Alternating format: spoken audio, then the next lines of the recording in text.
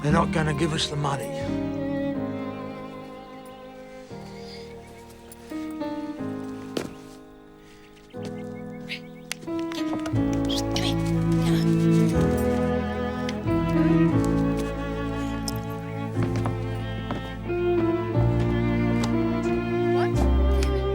Snake got those baby chicks. Must have been last night. There's nothing we could do. Yeah, there's plenty I can do. Sundown when them bastards come out to dance.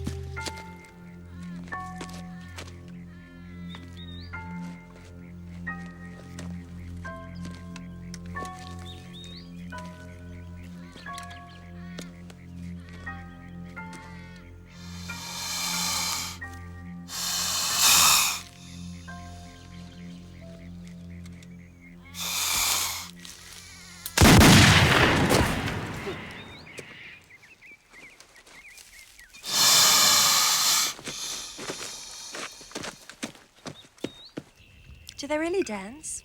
Snakes? Snakes? Meg, please, not at the table. I shot one of the slimy mongrels, got myself a King Brown. You got sawdust for brains, girlie. Haven't I told you? You shoot one brown, its mate'll track you and hunt you down.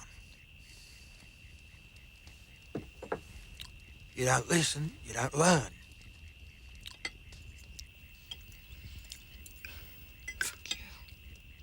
Jessica swore at me. What'd you say to your sister? I said, fuck you!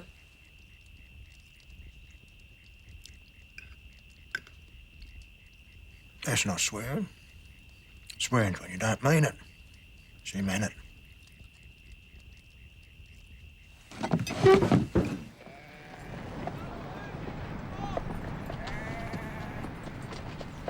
G'day, Jack. Billy. Hi, Jesse. Joe. How's things? Not too bad. We're after a job for Jess. In the house? Huh? Shed as a tar boy. You know, things are crook, we need the wages. That's enough of that. I know how things are, Joe. A tar boy, what do you reckon, Billy? Oh, yeah? Shearing's not girls' work. What do you take me for? She's as good as any lad her age, Mr. Thomas. I'll be the judge of that. She can try as tar boy for Jack and Billy Simon. Thank you, sir. You speak when you're spoken to. Never to me, you hear? You hear me? Yes, thank you, Mr. Thomas. I must be mad. She won't get the same wages as a boy, 6 a day less. But if she's as good as any of the boys in there... She's a girl, for Christ's sake, Joe. Take it or leave it. Sparrows fart Monday. Don't be late.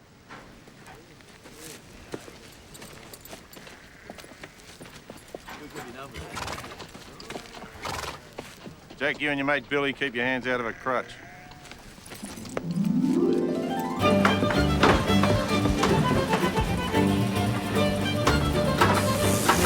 Oh, yeah.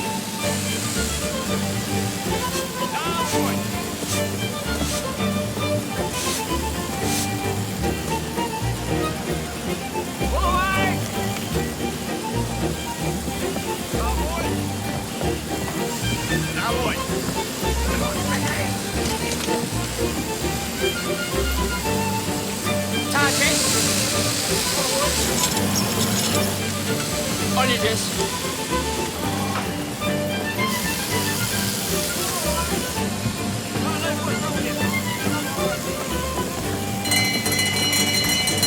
Come on.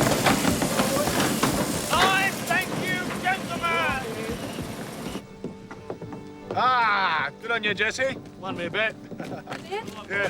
First out with our smoko. Perhaps sport. Good sandwich. Good brew. Struck it lucky, Bill. Some tar boys are real dogs. Yeah, what am I, pick of the litter? Definitely the pick. By a mile, no contest.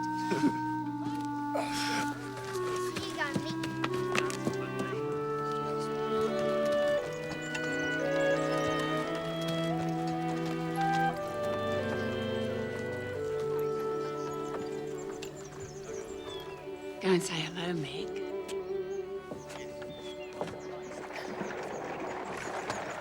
Meg looks smart.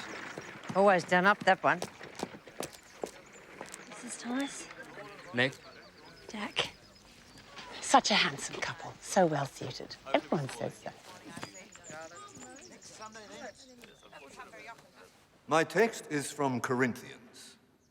Now abideth faith, hope, charity. But the greatest of these is charity. In our parish, we are blessed with the abiding charity of a Christian benefactress.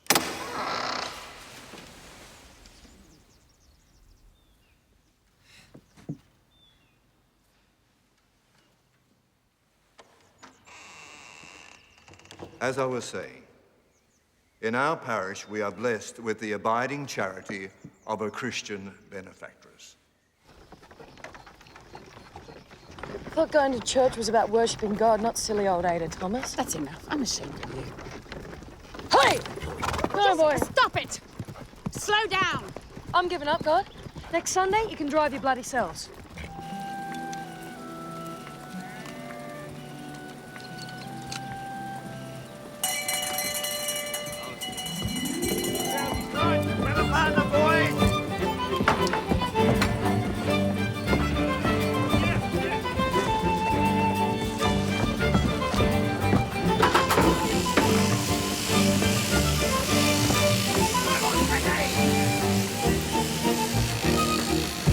Pick of the litter, eh, Billy? Get working, you useless bludgers. Go on, get into it.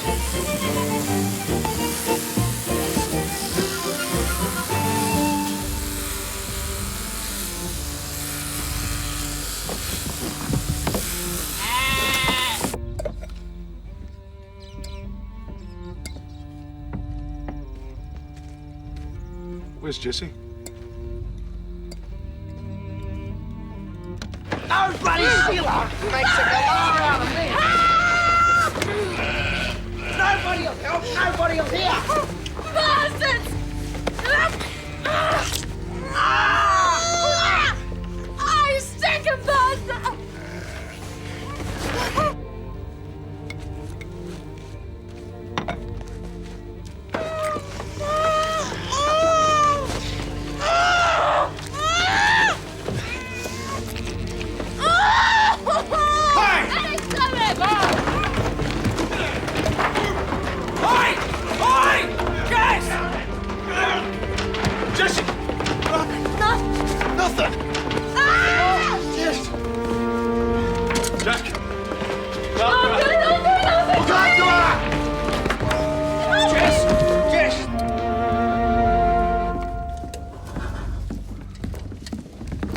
Right, you little bastards have a choice, which is more than she had. A head full of tar, or I beat the crap out of you. It's only the Mary boy. You fucking know. Right, two at a time. Get him. Get the fucker.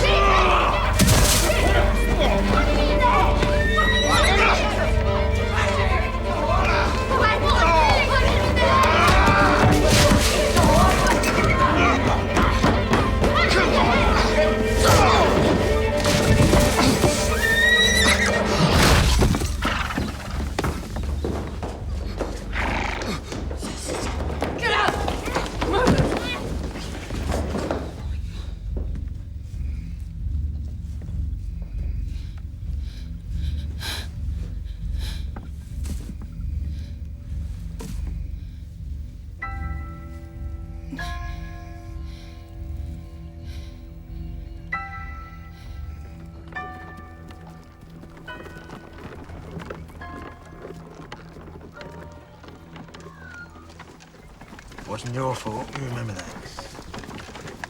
I think he's gonna die. A few weeks in hospital, he'll be right. I'll milk the cow for you and feed the chooks. No, you've got the cattle on manage. Well, you do as you're told. You go and clean that towel up before your mother has a fit. Go on.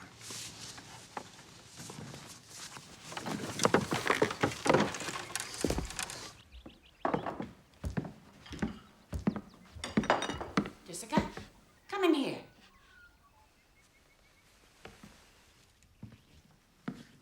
Oh, my God, what have you done?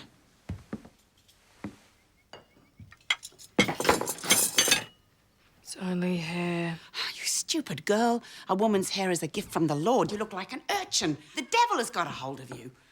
What's all the row? Look at her, Father. Look what she's done to us, to me. To you, Meg? What's she done to you? Well, she's made us all a laughingstock. Look at her, Joe. I am. Looks practical enough to me. God's truth, the squawking. Didn't know whether it was dingoes or feral cats. Don't you listen to him. You're a disgrace.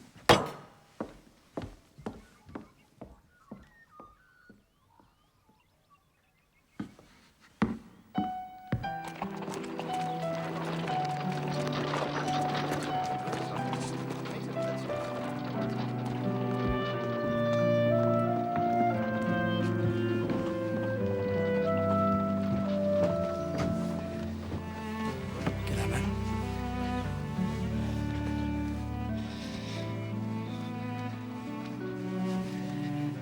Nurses say they'll miss you, mate. You'll be right to leave soon.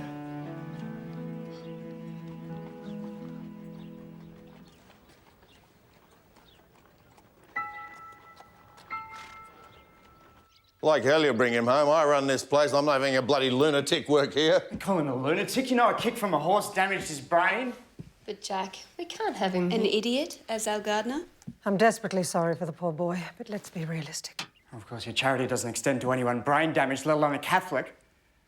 That's unfair and insulting, Jack. Well, if it is, you don't give me much choice. I'll take Billy and I'll go shearing. Well, pack your swag and shove off. It's up to you. No, George, you seem to forget. It's up to me. Now, hang on. Maybe you own this place, but I run it. Let him go. See how far he gets with his muddle-headed friend. A job as a gardener? Yeah, decent treatment in his own room. Very well.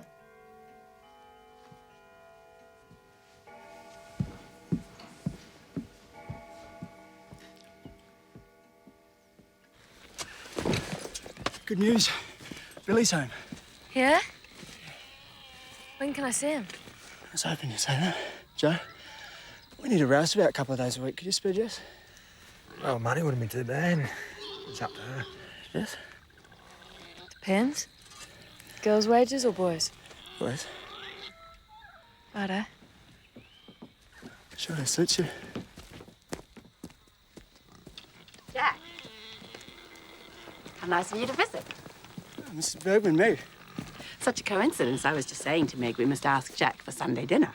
She was. We wondered about next Sunday, after church. Sounds great, thanks. All right, Jess, I'll tell Billy you'll be seeing him. Billy? Billy Simon's back at Riverview. Billy Simple, you mean? That's what people call him now, Mrs. Baker told me.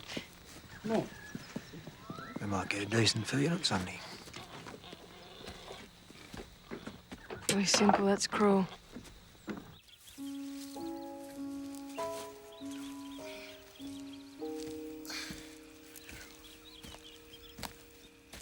G'day, mate. He's here to see you.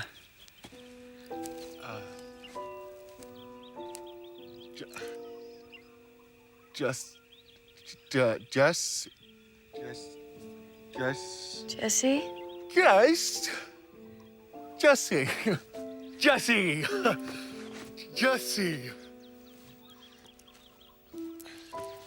Jesse.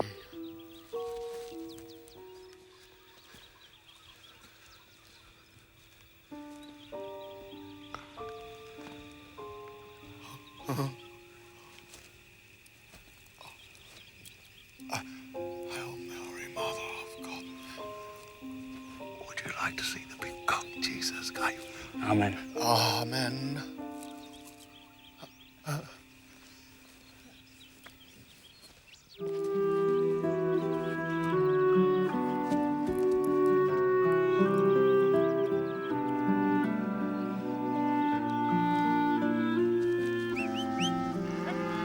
Should have warned you. All you need to do to stop him is say amen. Oh, man. Poor Billy. Jack, if he hadn't tried to help Jessica, me, stop it. Try it. Hey, Jack. You know when he talks about what Jesus gave him, is it? Is it what? Was it, you know, big? Big. It's a monster. I used to tell him you should take that thing to Malloy, keep it safe in the gun locker.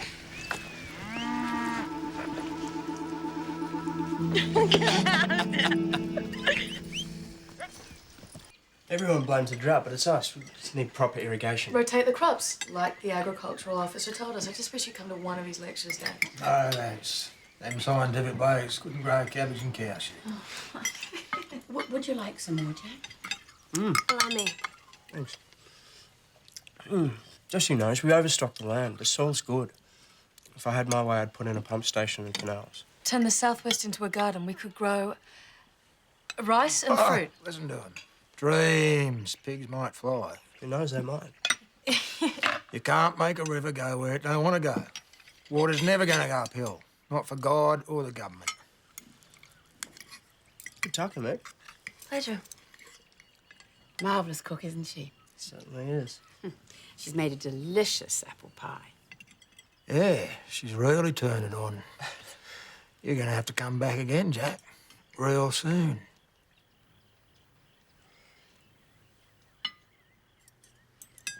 He knows he's always welcome. Isn't he, Meg? Of course.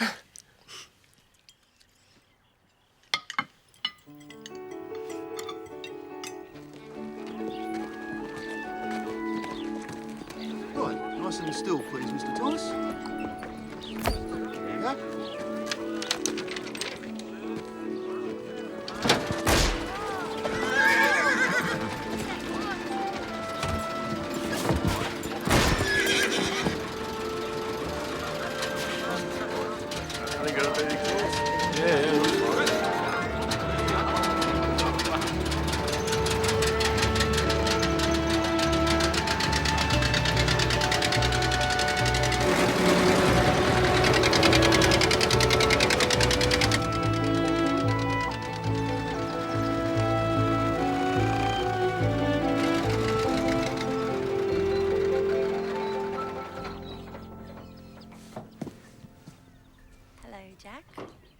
Meg, Mrs. Bergman. Looks like a fine machine. Yes, that's Jack! right. I'm glad you like it. I was just telling your mother and Meg it's a Renault, made in France. So handsome, like its owner. Such a thrill to see my first horse's carriage. Diesel or petrol, Jack? Petrol? 2 cylinders? That's right. Springs as good as a sulky? They're better. Hop in, I'll show you. Just take her for a run.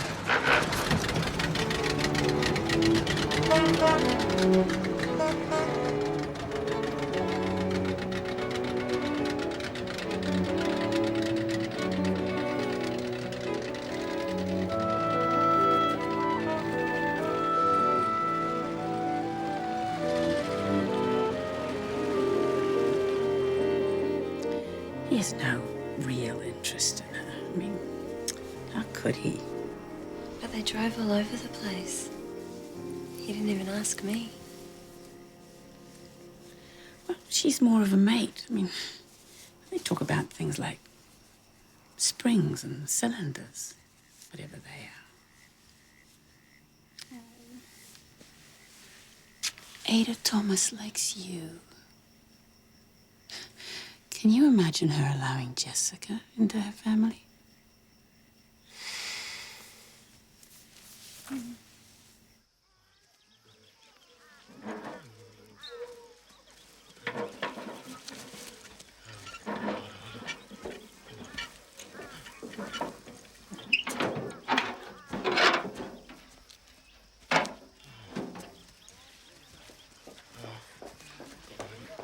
They're out there. Billy? Where's Really Simple? It's in the garden. Billy! Billy! Get rid of those abos. Shoot at him. No. No. Do as you're told, you idiot. Take it. Shoot! Get back. Go on, back. Please, food, water.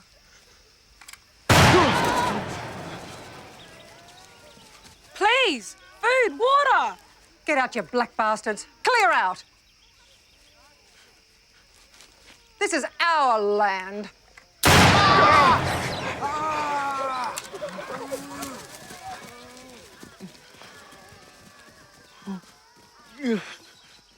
They should be on trial, not me. They were trespassing. Mrs. Thomas, I'll remind you, we do not go around shooting blacks. Mr. Craddock, I'll remind you, we've done it for the past 100 years. And what's more, I only used birdshot. Order! Order, or I'll clear the court. Defendant is fined 10 shillings.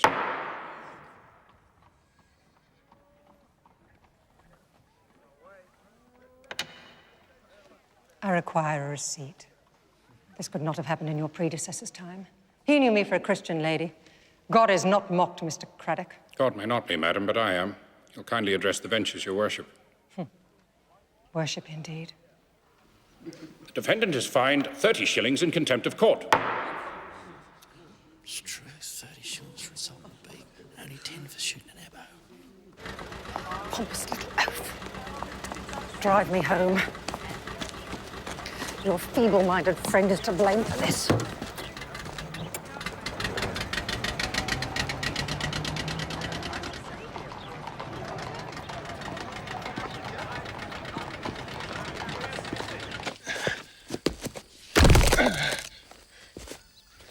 Bring more, Billy. More rocks. Billy tired. Billy won't get food. You papist idiot. I'll lock you in the stable with the horses. No. No, horses. Horses kick. Horses hurt Billy. Then work. Bring more rocks for my new garden.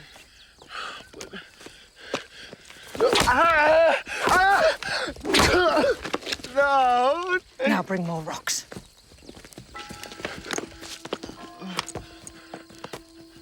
Half-witted creature.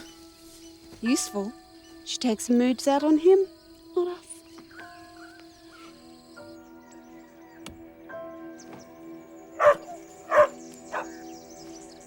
Ma. Jessica, quick! Bring the gun! What? Shoot over their heads. Don't you dare.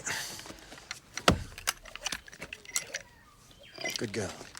What are we going to do? One thing we won't be doing is shooting at them. Women and kids, old men. Some of them skinny poor bastards are all ribs and prick like a drover's dog.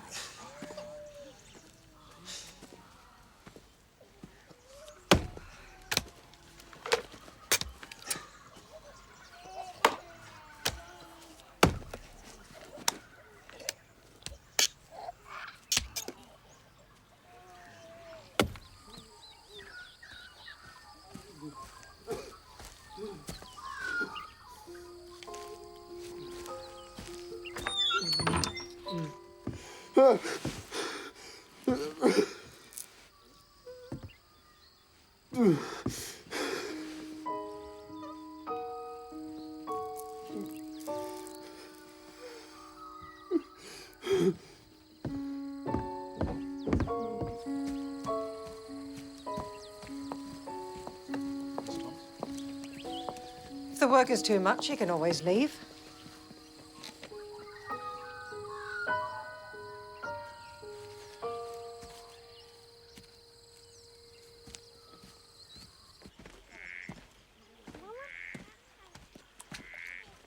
Red.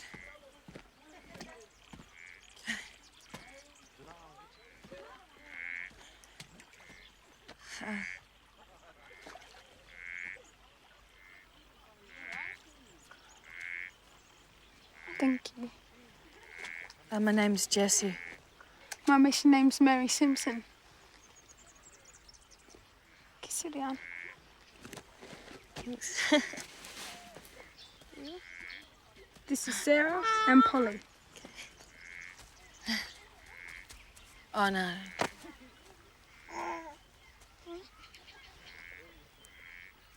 Okay. They're real good. Do you want to hold her? Yeah? Hello?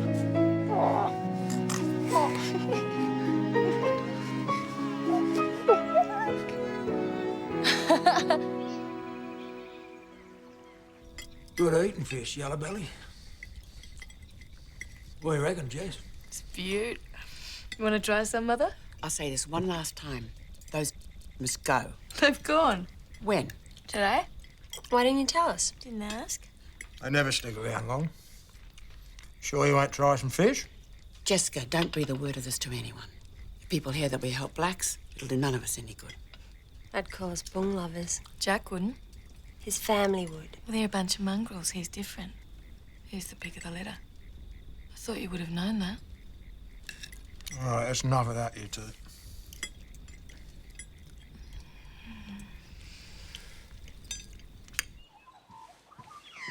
Will be 4 days. The reading of the will is late tomorrow. Dull place, Whitten, but she was my nearest relative, poor Agnes. You reckon she'll leave you anything? The tea service was promised, and Irish linen tablecloths for Meg's glory box when she marries.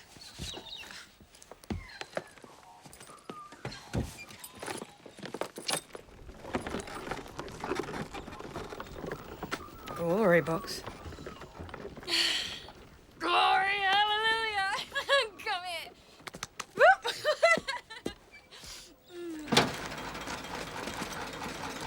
We'll be mustering all week. So you get back here and help once that stupid conference is over, you hear?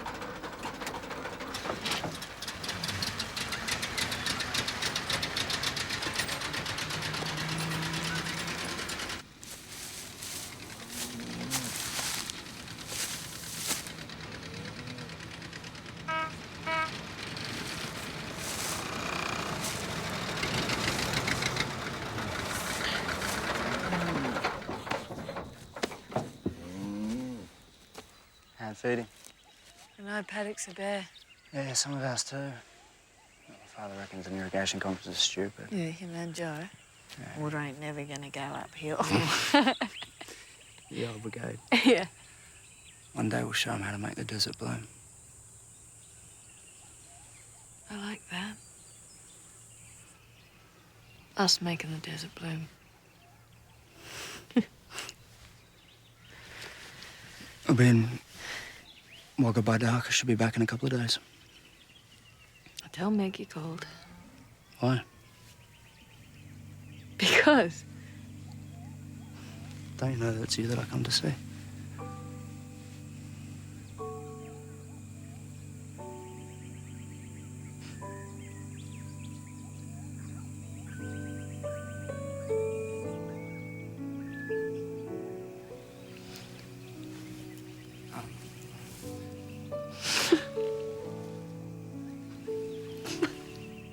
When I'm back, we'll talk then.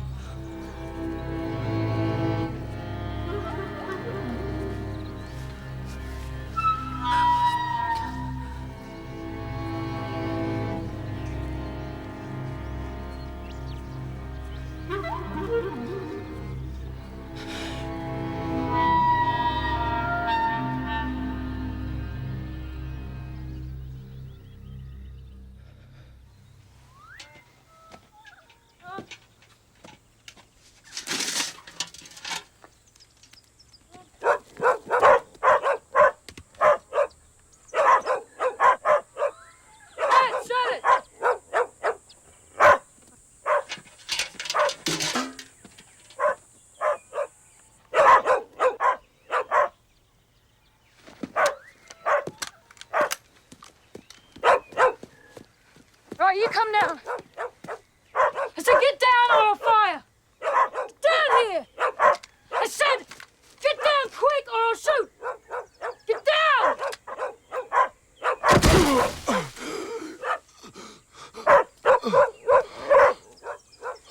Billy? Holy Mary, Mother of God, would you like to see the big cook Jesus gave me?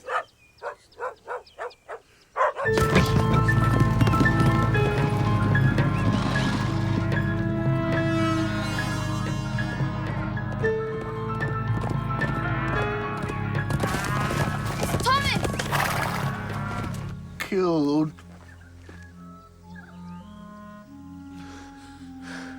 Hate Billy.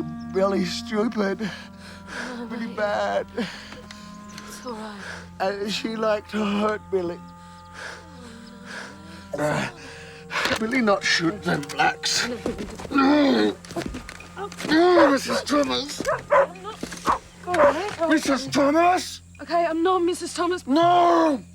Okay, can you just put down the gun, Billy? You just put it down now. I'm not Mrs. Thomas. It's Jessie, your friend Jessie, you know. It's Jessica. It's Jessica, it's Jessie. See, it's Jessie. Your friend Jessie, see? Jessie. Jessica. Let's put this gun down now. You give me this gun. My friend.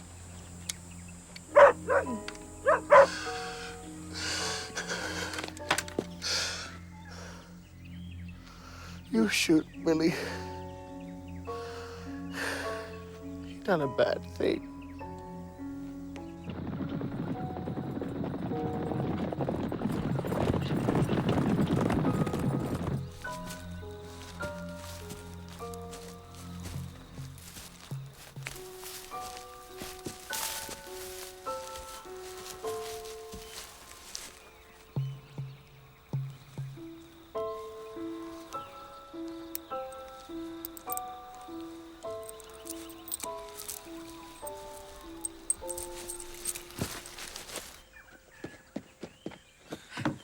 All right, mate, come on.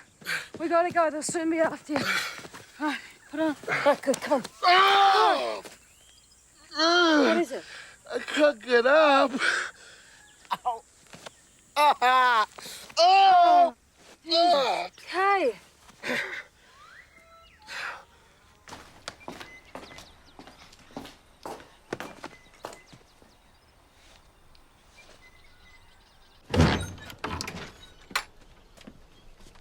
Three caskets for Wednesday.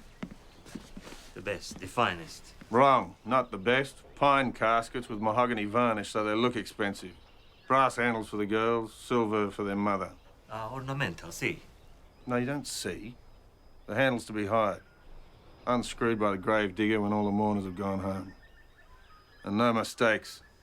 I know you bloody eye ties. You'd rob the wax out of a man's ears and sell it back as altar candles.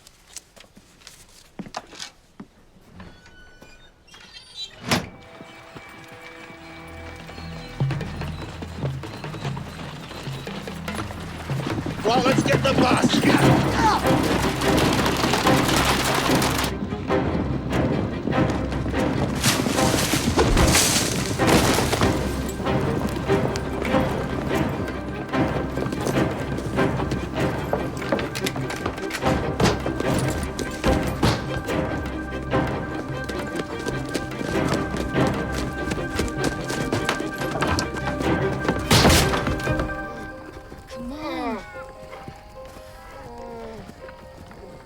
Billy, I know how bad they treated you, but I wish you hadn't done it, mate. Wish it weren't me having to take you in, but I got it. I got it before something worse happens. You understand, mate? Billy?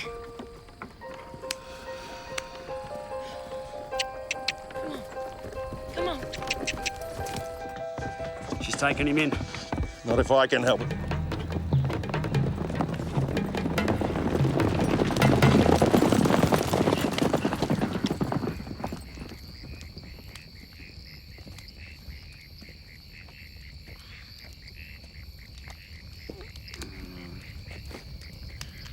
Jesse. Jessie. Yeah, Billy. Where are you? I'm here, Billy.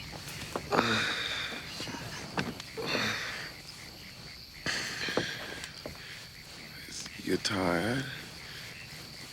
I'm pretty tired. Huh? Jessie, lie down. Jessie, rest.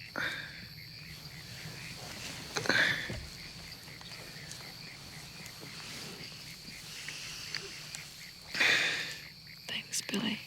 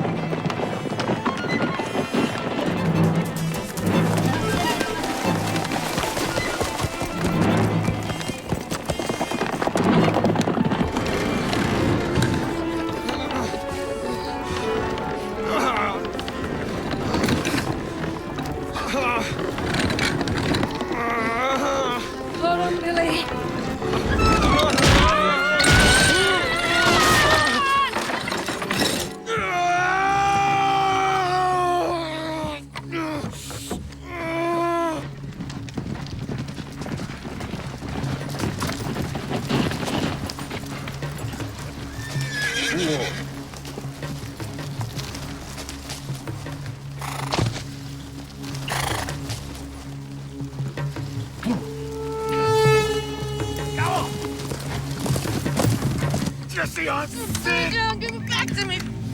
Jessie! All right? Give it to me, okay? Shoot me, Jessie! Just let go, let go, let go, let go. Shoot me, Jessie! Just let go, let go! Shoot! Shoot me! Shoot! Oh! Shoot!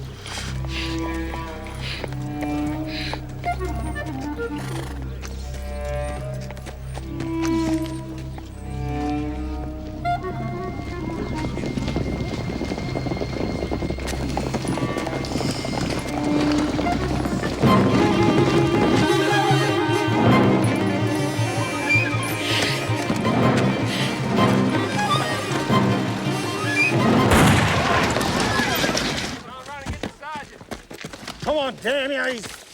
Let's get the bastard. He's ours. Hey. Need the gun!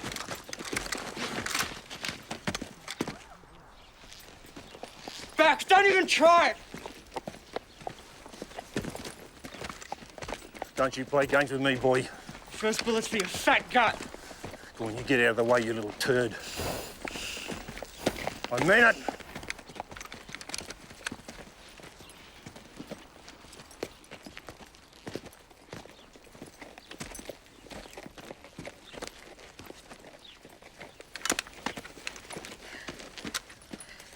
Yeah, I know, brung you Billy Simon. He's done a murder, he's hurt real bad, and he needs a doctor.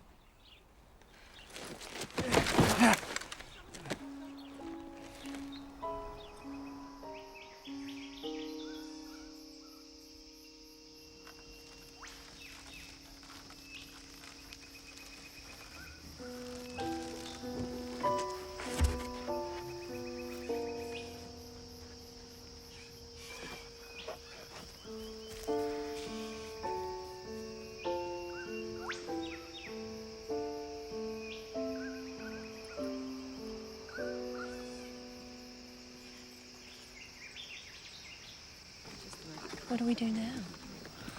About what, Meg? Jack's been disinherited. It's Thomas's place now. He's ordered Jack out of the household, Mrs. Baker said. And it's all Jessica's fault. Jack. I'm sorry, mate. I'm to blame, Joe. I got Billy the job. Our kindness don't make it your fault.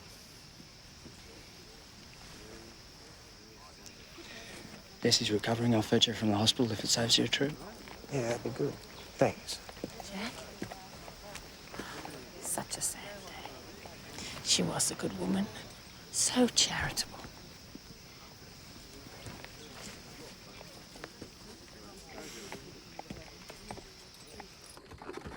I still say it's Jessica's fault. I'll hang Billy simple, so why did she feel the need to save his life?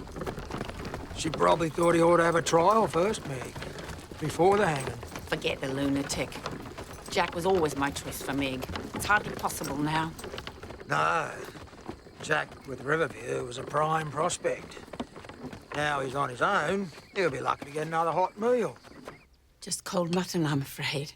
But we didn't expect you today. Oh, no, it's fine, Mrs. Bergman. We saw the newspaper with your picture. You seem to be a heroine. I'd rather not talk about it, Meg. Horrible, alone with a madman. He's like not a all madman. night. Still, you're famous, I suppose. Hardly recognize you on a dress. Where did you get the clothes? She had nothing to wear. You bought them?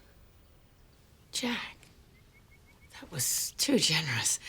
I wish we could repay you. No, it was a gift. Excuse me, I should be going. Is it true we hear, Jack, that you're looking for a job in town? It's hardly a secret that my father inherits, and I'm no longer welcome at Riverview, Meg. I'm very sorry to hear that.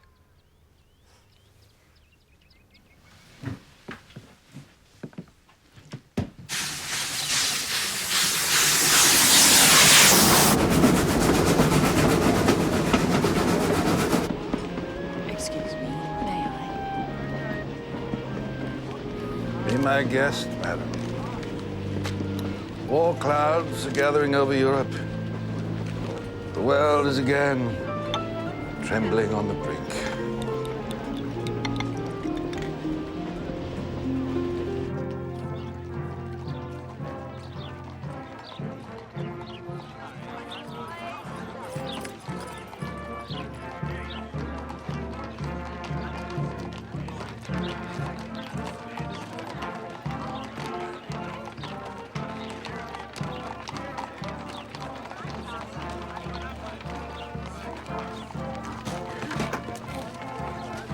Soon gonna be on for young and old, Jack. Did you go? My oath. If England's in, we're in. Stands to reason. Foolish sentiments. No one tell you that patriotism is the last refuge of the scoundrel. Collect white feathers, live longer.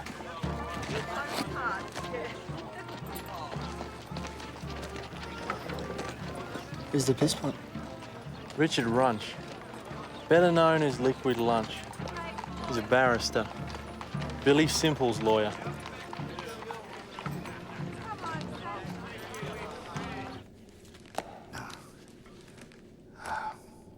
Shall I call you Billy? Billy. Bad. Billy killed. Oh, no, you mustn't tell me that. Killed. 1, 2, 3. Now, look, old man. I'm here as your legal representative to prove your innocence.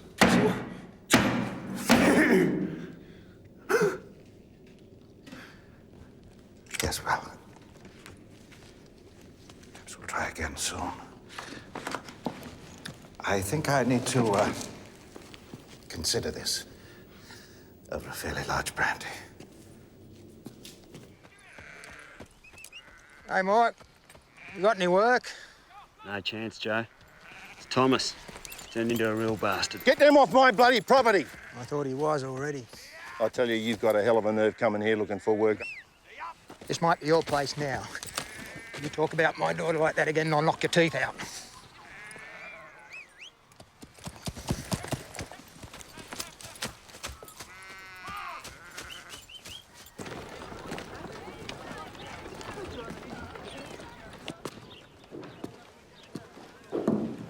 Aha. Take a seat, my boy. I sent for you because of this. Read it.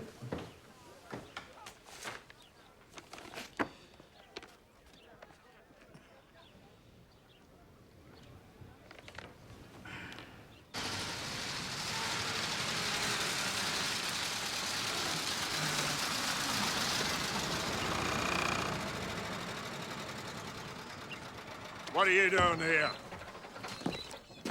I'm James Rennie of Rennie and Cosgrove. I know who you are. If you're my son's lawyers, you're wasting your time. No, Mr. Thomas, we were lawyers for your wife. And in the course of that duty, I present a copy we've found of her last will and testament.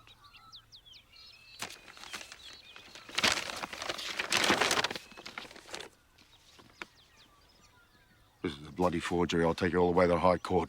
If you do, you take us with your own money. Because none of the land, this house, or any of your late wife's bank accounts belong to you.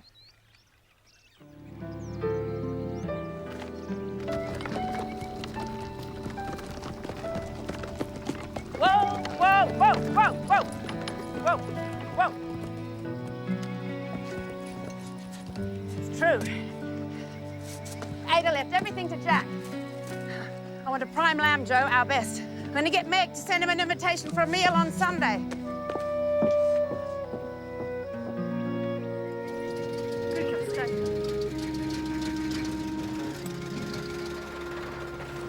Hope you're hungry. They've been out at bacon since breakfast. I've got to talk to you. Jesse, I'll be leaving soon. Leaving? I've enlisted. What? Everyone's going. But why? God, Joe says it's not even our war. It's Germany against England on the other side of the world. Joe's wrong. I signed up.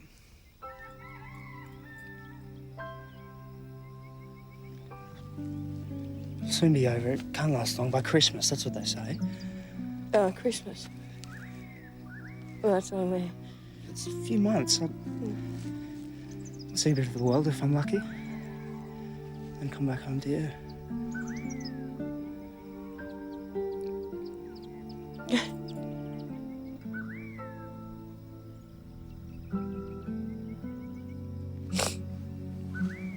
Why are you crying? Oh, God, because I've never been so happy.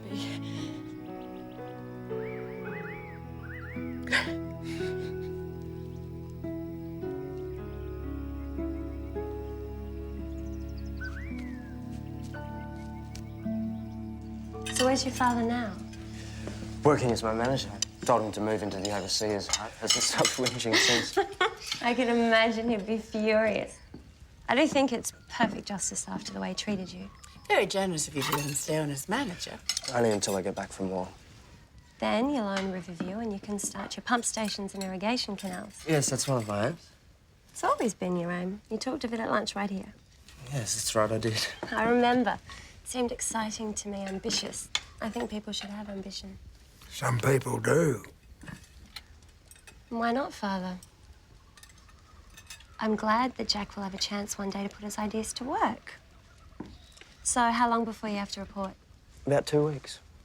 The light horse. It's romantic. So you think war's romantic? I think that if our boys have to fight, then why not ride to war looking handsome so we can be proud of them?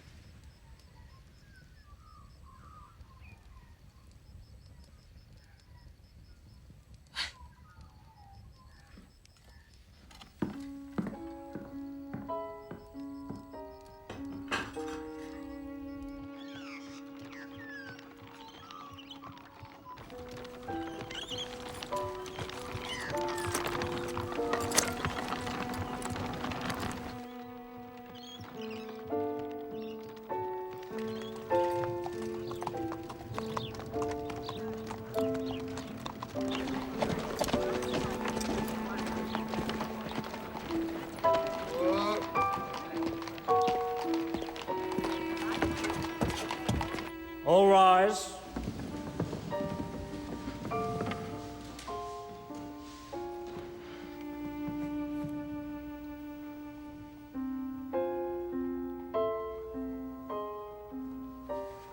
Crown versus William Simon.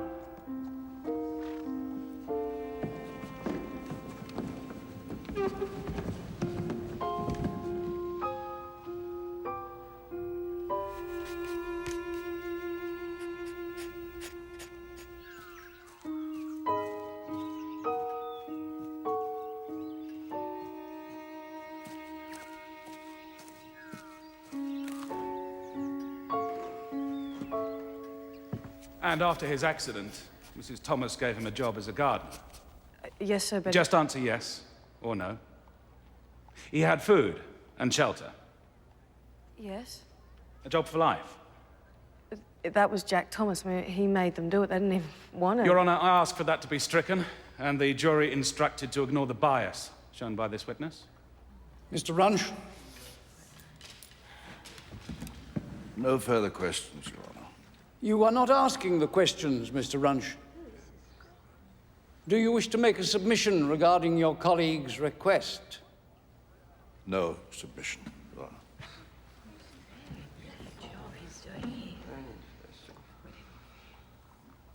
So sensible of you not to go to the trial. It would have been very painful for you. More painful for Billy. Each time I went and saw him in jail, he broke down and cried. Oh.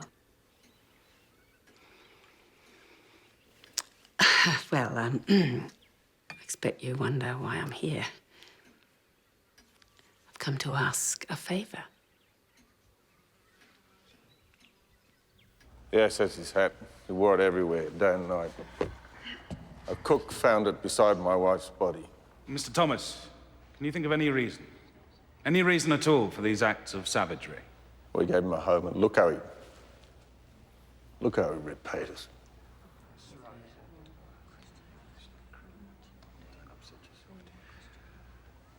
Thank you.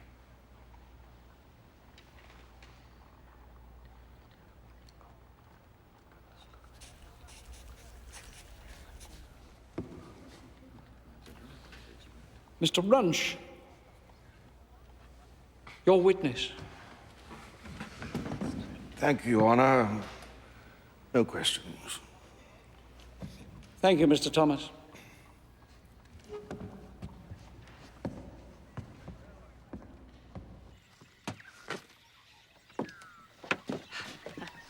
Then we'll expect you tomorrow afternoon, Jack.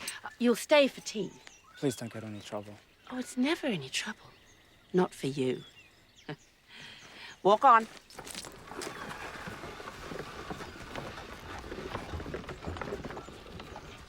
Members of the jury, the defense has had little to say. But can they surprise us? For what is there to say? The accused killed all 3 ladies.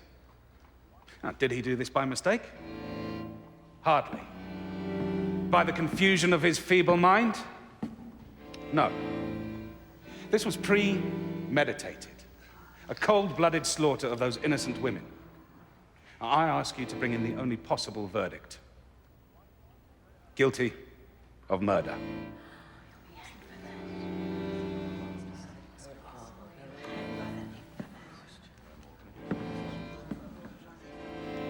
Tomorrow morning. May we expect to hear from you then, Mr. Runch? Honor, I am much obliged.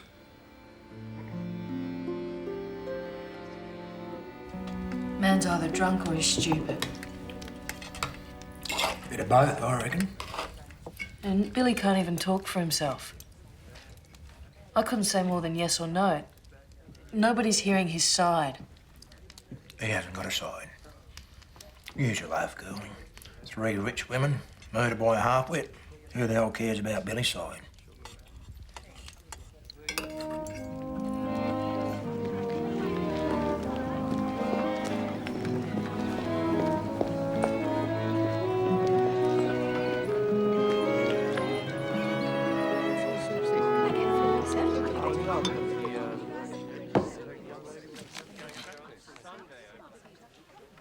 No toast, no eggs. I have my own breakfast, thank you very much. No, I'm not a waitress, sir. My mistake. Do I know you? I'm Jessica Bergman, sir. Bergman, there's a Bergman appearing for the prosecution. Good God, I can't see you. Why not? No, it's impossible. Most improper. Besides, I can't see anyone the way I feel at the moment. Particularly not a Crown witness. Go away. No, sir, if you won't listen, I won't have respect for the law again. Respect for the law. I've never had any bollocks to the law. You stupid bugger. Somebody has to tell the truth for Billy. Which is that he killed them. Yeah, he done it, yes, but not like it was said. It wasn't like that. You could help it. You don't bloody care. My dear girl, No, really. I ain't a dear girl. Now, I brung him in because I had to, because that was the right thing to do. But he should have rights too. Now, it weren't in cold blood. Not like that jury was told. But you wouldn't remember because you were half asleep. You and your lousy law and your bloody brandy breakfast. You know what? I hope Feynman will chokes you. my dear, whatever it is you like to be called, do sit down. Hell, there's no bloody chair. Ah. Would you bring a chair for Miss Bergman, please? Yes, sir. And tea. Tea? Yes. The truth, eh? Yes. As you see it. No, as I bloody well know it. Yes, well, why not tell me the truth, Miss Bergman, as you know it?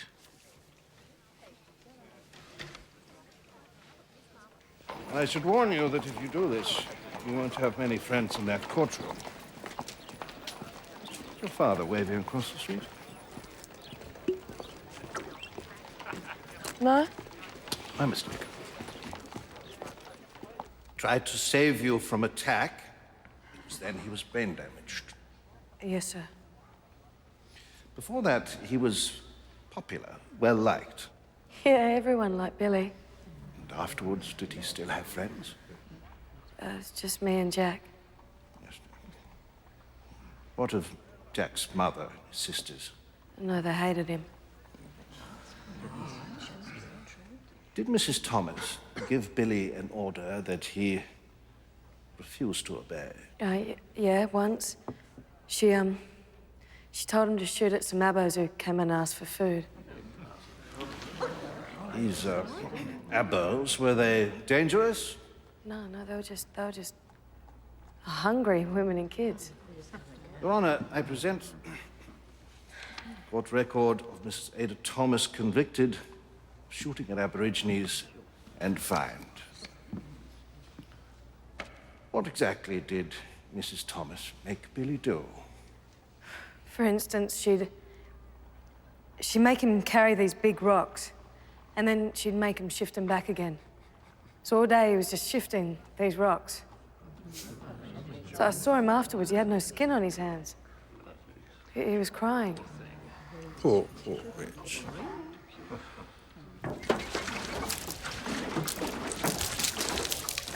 I smell the kerosene. As long as he doesn't smell a rat. An accident, I said. Favour if he'd fix it before Joe gets back. He could hardly refuse a favour, the meals he's had. I've done my part. You take care of the rest. I suppose I can't. What if you won't? Don't be stupid. You're a feast for any young man's sexual appetite. But, Mama... Look, you'll be gone soon. It's your last chance. Oh, God almighty, you don't want to end up as a scrub farmer's wife like I did. You heard Miss Bergman. You heard the cook. Mrs. Lacey recalled to verify the cruelty that William Simon faced every day. And now, I remind you of the hat. Not a very prepossessing item, is it? But I think, after a dog, a hat is perhaps a man's best friend. It is his shelter from the sun or the rain. It's a means to greet the opposite sex or to make an exit from poor company. In short, it is useful security in insecure moments. But Billy Simple had far more reason to wear his hat than that. It was his shelter from the world. It hid his wounds. It was worn continually when he slept, when he bathed, when he prayed. It was, without doubt, his best friend. With it, he felt safe. The scars, the taunts, the looks, all hidden and kept at bay. And then, one tragic afternoon, he lost both his head and his hat. The torments became too much. He lost what senses he had, killed his persecutors, ran in panic, his head bare, scars exposed. My learned friend would have you believe that this was premeditated. But isn't it more likely that this was the act of a frightened child in the body of an adult? A child scared to death by constant abuse. The members of the jury, I place the life of Billy Simple in your hands. If you feel that he was the victim of cruelty, if there was an injustice, I ask for a verdict of manslaughter, not murder.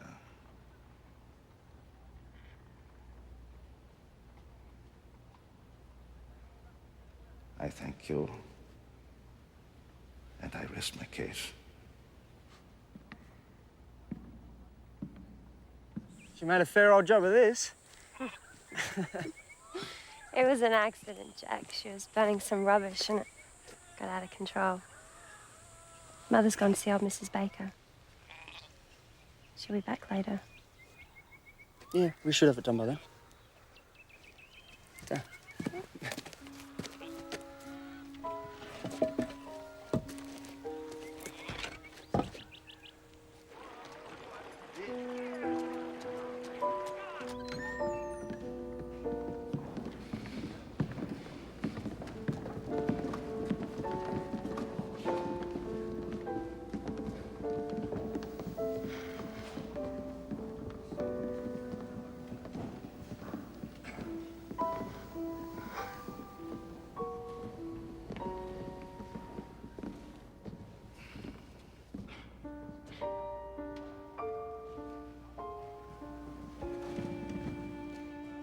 Gentlemen of the jury, have you reached your verdict? We have. How say you? We find the accused, William Simon, guilty of murder. Order! Order! He didn't do this. I know. He didn't ask to do it, though. No, this ain't fair. No, this ain't his fault. They made him do this. Silence! They made him do this. This ain't fair. You see, this ain't fair. Miss Bergman. Why can't you do something about this? No, why can't you do this? Ain't fair. You hear? Silence! Listen to me. This ain't your fault. If Before I pronounce sentence, remove that young woman. I will not tolerate such behavior in my courtroom. So sorry. I really tried. I'm sorry.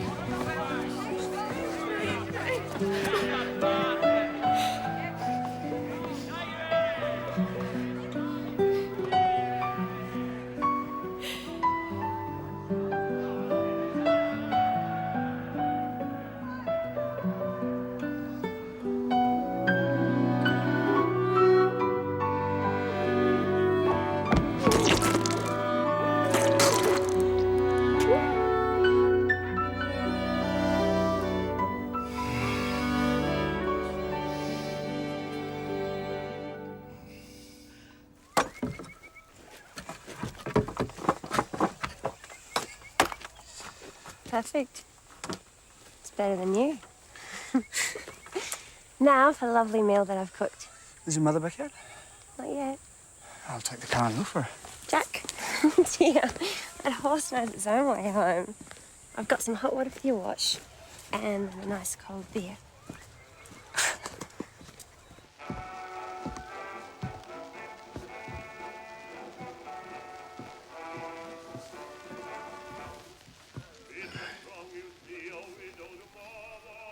She made me come and say thanks.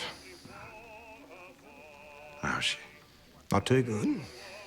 Been hooving the guts up. She's a very brave girl. Mr. Bergman, I was proud of her. I hope you are too.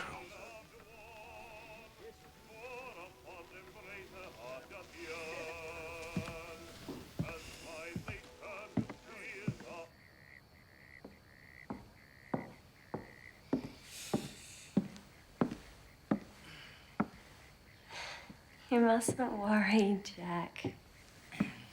Mrs. Baker's been ill. Mother said if she was poorly, she'd stay the night.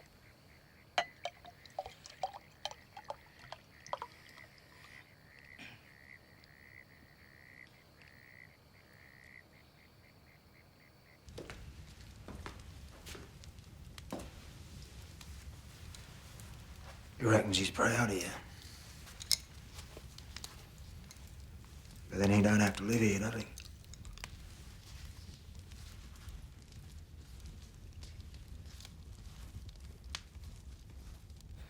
I want to give you a present, Jack.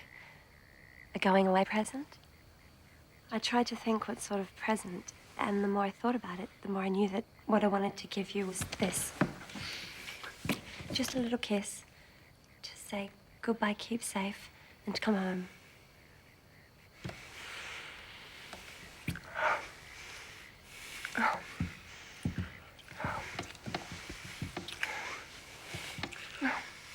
Nick, I can't. Jack, I'm sorry I couldn't help it. Nor could I, but I have so little in the world that I can give you except for this. Nick. One night, we can share together for the rest of our lives.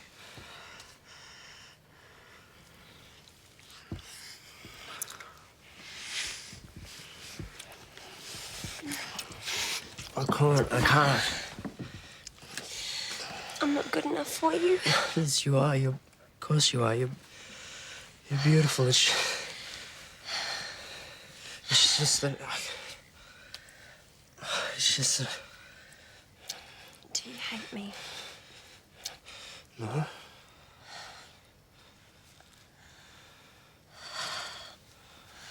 Do you want to humiliate me? No, of course not. You're lovely. You're just saying that. No, you are. You're really beautiful. No one will ever know. Just us.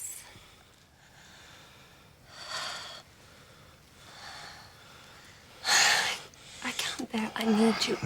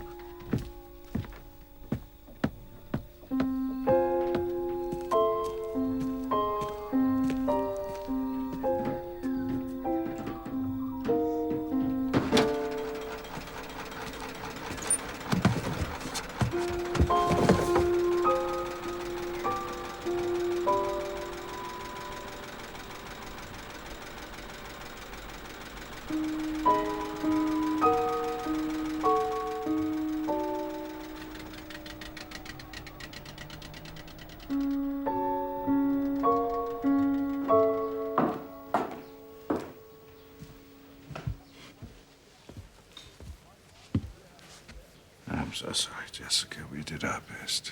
When do they hang him? At the governor's pleasure. Legalese is full of such distressing phrases, I'm afraid. He said to shoot him.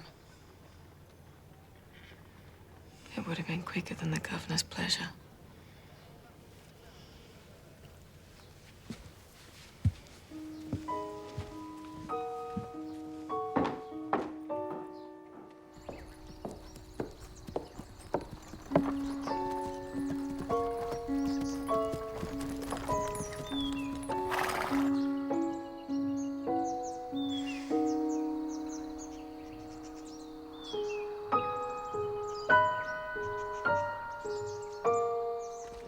Learn to keep in step or we'll never win this war. Mr. Bergman, you can come in now. It's not stress, Mr. Bergman. Your daughter's 2 months pregnant.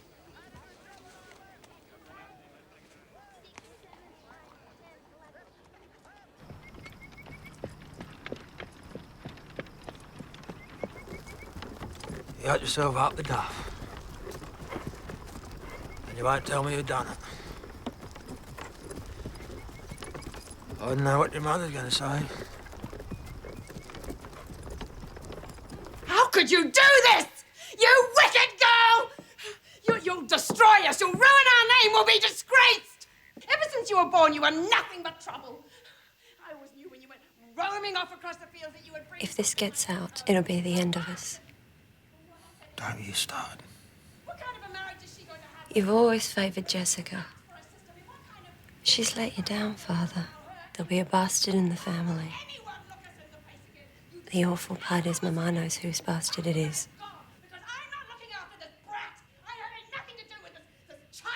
Look, you forget about your bloody hair and just tell me whose it is.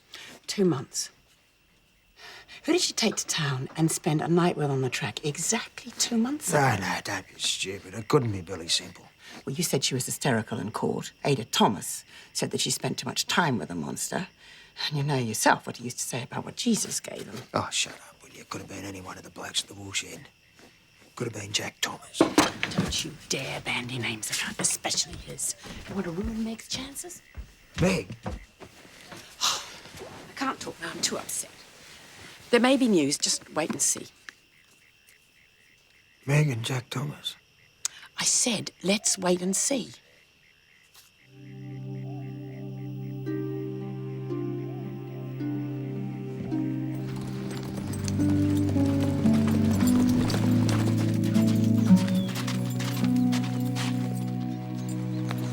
Mr. Malloy, is Jack in? He's gone, Jesse.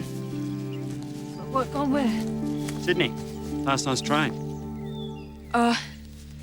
Do you have an address? No, we don't. Please, I got to write to him. Write to him after what you said in court, you can go to bloody hell. If I knew his address. But I don't. He's in charge again. Till Jack gets back from the war.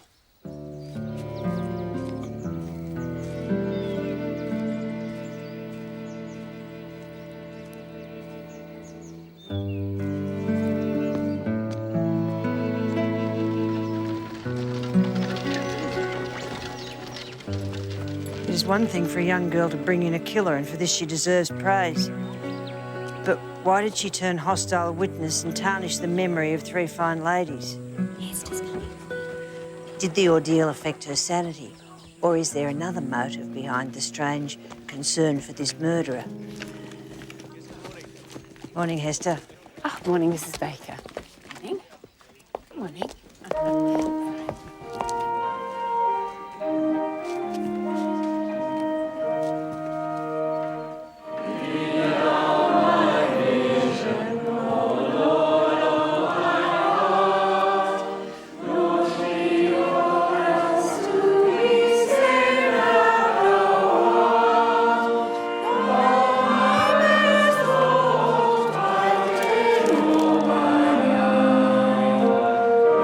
King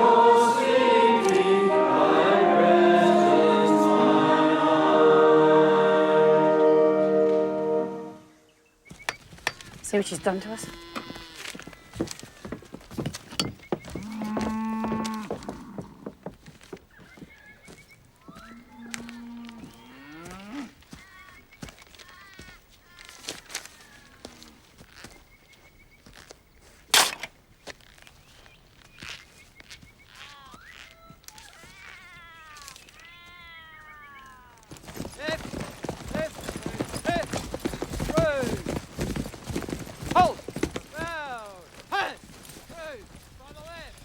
Trooper Thomas reporting, sir. Howdy, Trooper. Jack, I'd rather no one knows we're related. Of course. If you have any problems, you can count on me for help. Privately. There's nothing. At least nothing I can talk about, Uncle. Sir. Very well. Dismissed.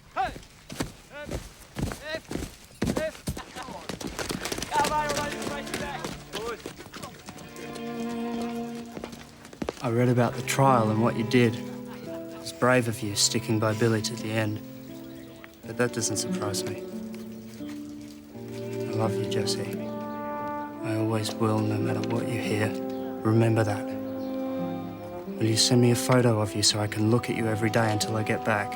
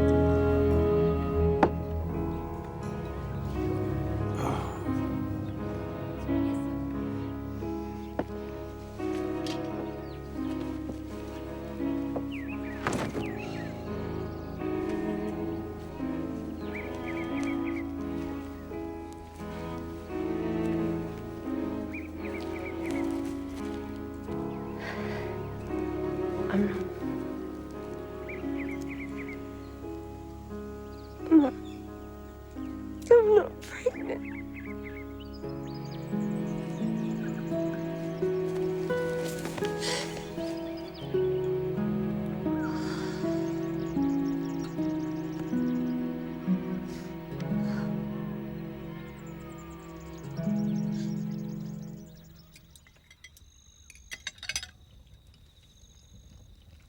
Jessica, your father and I are going to Narandra. Meg will come too. We have things to attend to. And we may stay with Aunt Dolly Heathwood for a few days. It will do us all good to spend some time apart. It might.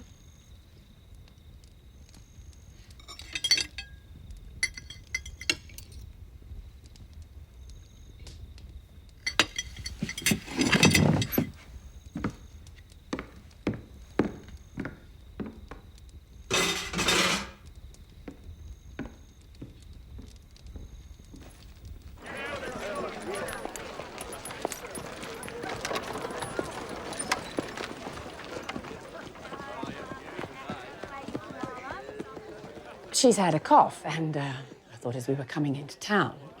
Looks healthy enough, but best to be sure about these things. I'll just get you to come this way. Okay. All right. Good. And breathe in. Good.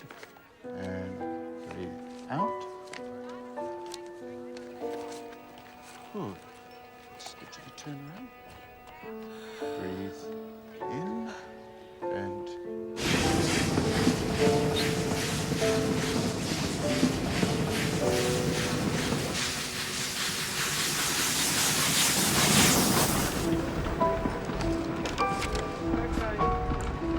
Dear Mrs. Bergman, this confirms my diagnosis that your daughter Megan is in her 2nd month of pregnancy. Yours faithfully.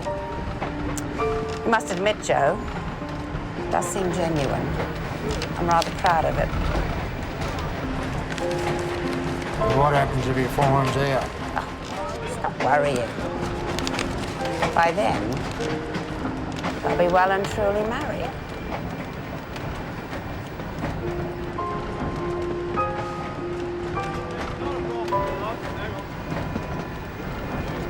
Oh, Jessie, this heat.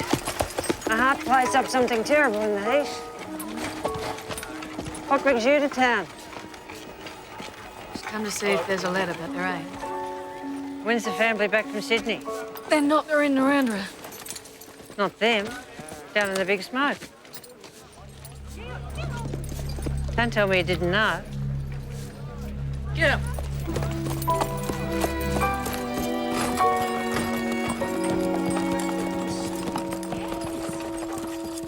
You sure?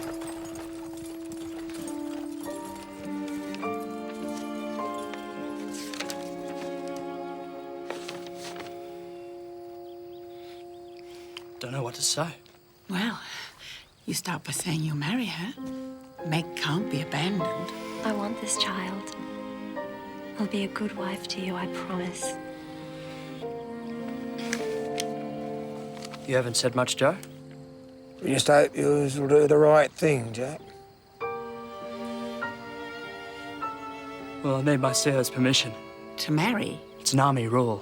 Jack, I love you.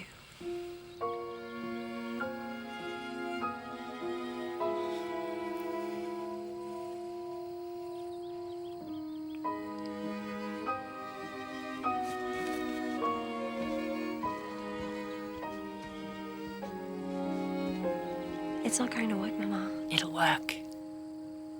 And you'll smile and swear to love, honor, and obey.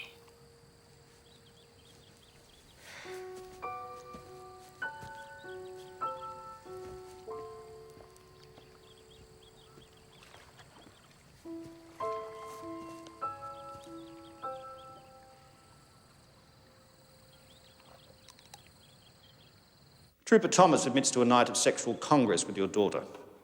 Though reluctant to wed, he has no wish a child of his be born a bastard. So I have given him my consent to marry. On this condition, all parties will sign a contract. A contract? The terms are explicit. If she is not pregnant, she forfeits all claim to the estate and inherits nothing in the event of him being killed in action. It's unfair. It's his child. You have a doctor's certificate. I have his interest at heart.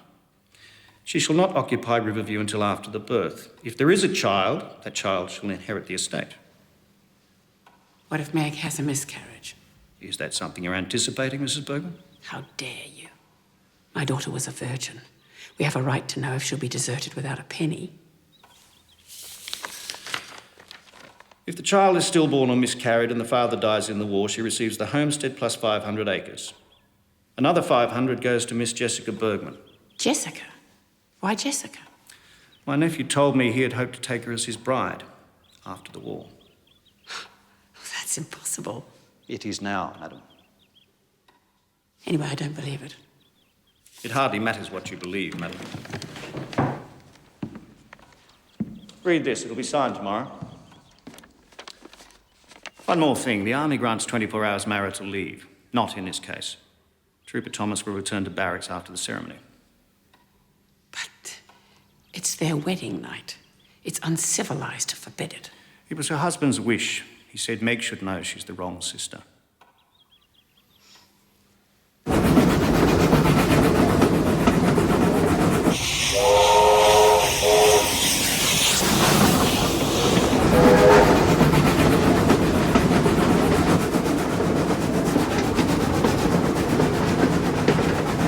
He hates me.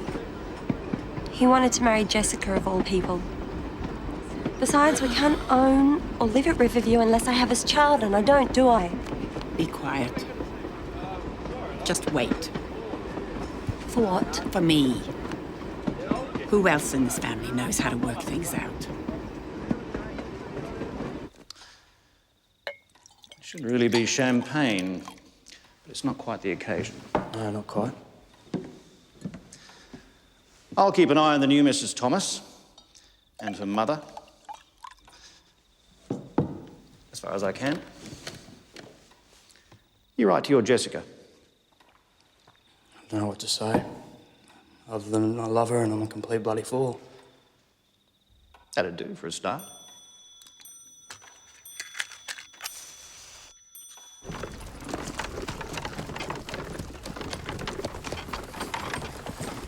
Never get away with it. Got this far. The house, the 500 prime acres, and fight for Jessica. If Jack is killed, you want it to go to that creature, George Thomas?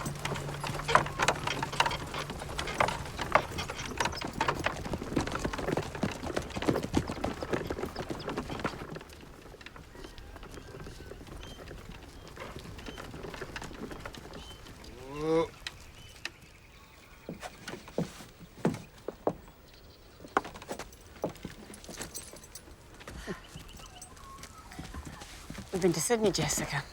I heard. Meg is now Mrs. Jack Thomas. You wouldn't have heard that. And I'm pregnant with his child. You should congratulate her. Nice welcome home.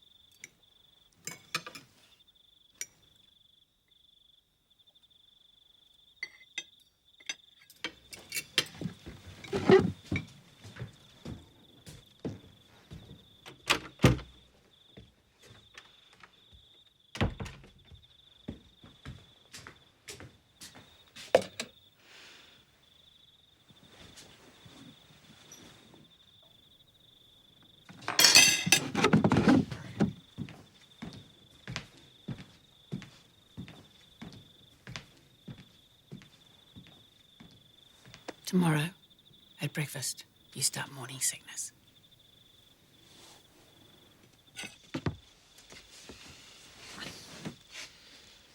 You all right?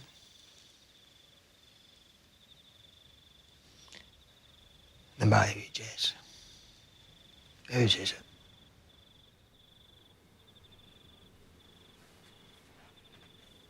It's mine.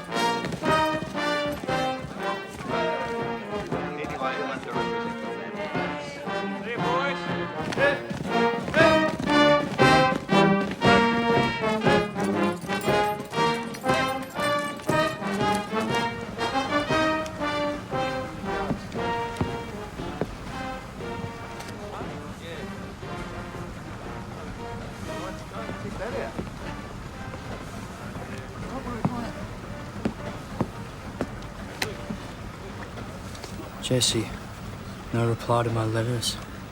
Even the one admitting I was a bloody fool. I hate to leave like this, not knowing if you'll be there when I come home.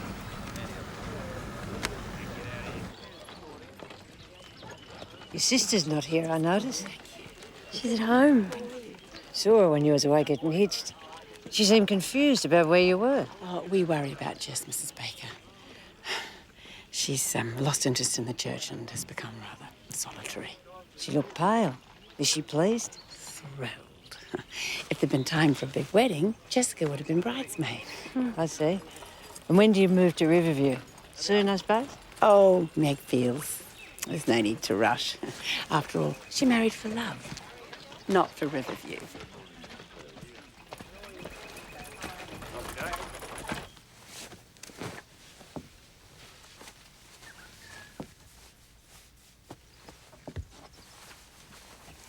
I'll make you a maternity dress. Why? Because the family would like to prove we cheated Jack. And I'm going to make certain they can't.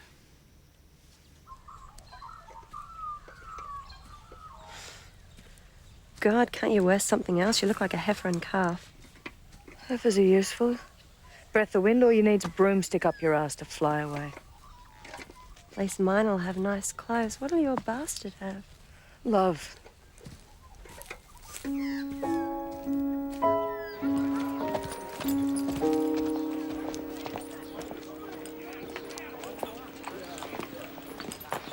Hester?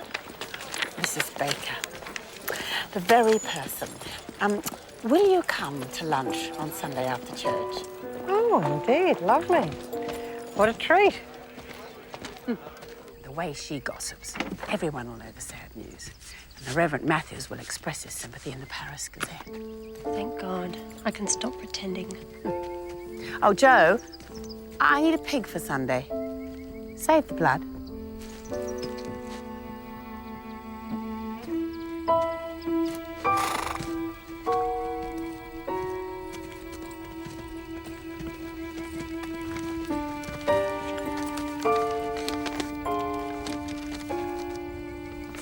Nick can keep the child. I'll provide for her. Just promise I can live with you for the rest of our lives.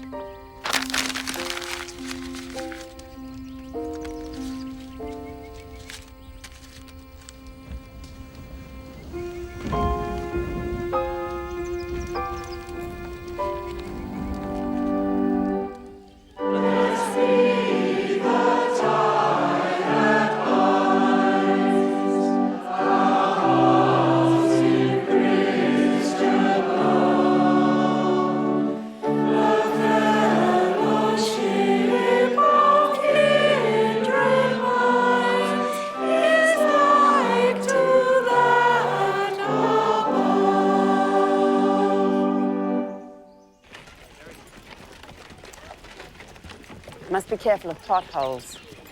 Meg's still delicate. She should be in bed. We had an alarm a few days ago. Please, Mama, don't fuss. I feel much better now.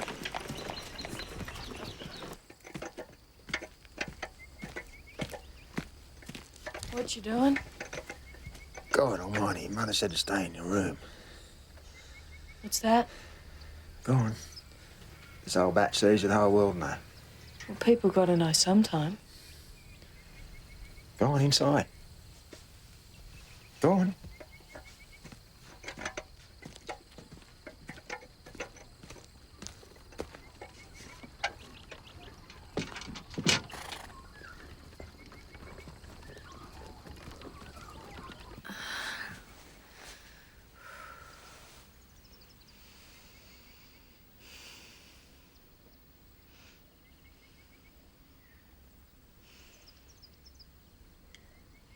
Can't beat a piece of pork and lots of crackling. Here, have some of mine, Mrs. B. It's too rich for my condition. Char. Lovely tucker. Are you all right, dear? I'll have a rest later. Not too much later. So no one's mentioned Jessica.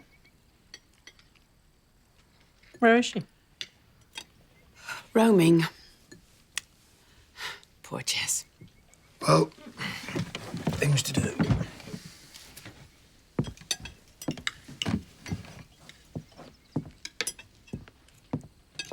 Has she gone strange, like it said? We don't like to think so, but since the trial, it's so sad. Meg, you really must lie down. I'll see that you're comfortable. You finish your meal, Mrs. Baker.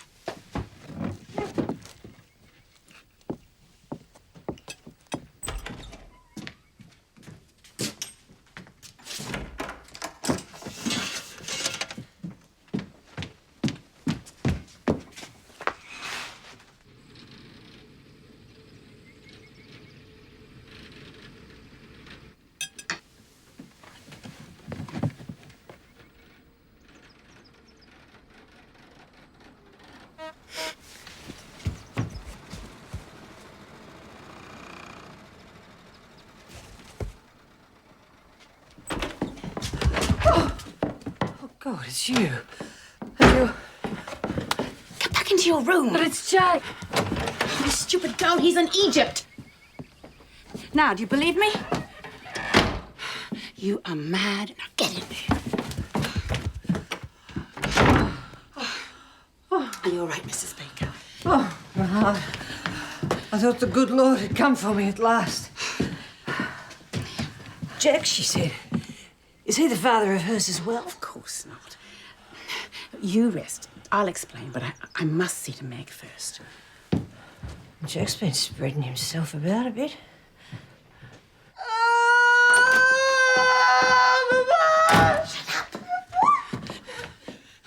We can't do it. Clean yourself up. We can't do it. Not today.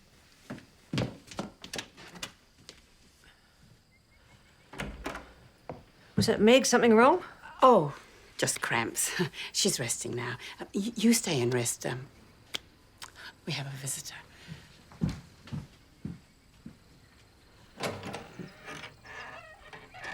I need... Hester, this is Mr. Rennie. He's had a letter from Colonel Thomas. You gave us quite a shock, Mr. Rennie. We thought this was Jack's car. Oh, it was, ma'am. I bought it off him. Oh, well, that explains it. And what does the Colonel say? And requested that you be informed that in the event of a miscarriage, it must be certified by a midwife, a Mrs. O'Sullivan of Yanko, in whom I have total trust. But what a gloomy prediction, and such a strange letter. Well, he seemed concerned. Oh, heavens. Meg can't wait to have her baby. Oh, she and Jack are so in love. But I fear we don't meet with the family's approval. I hope, as Jack's friend and lawyer, you'll be at our grandchild's baptism when that happy day comes. Thank you, ma'am, sir.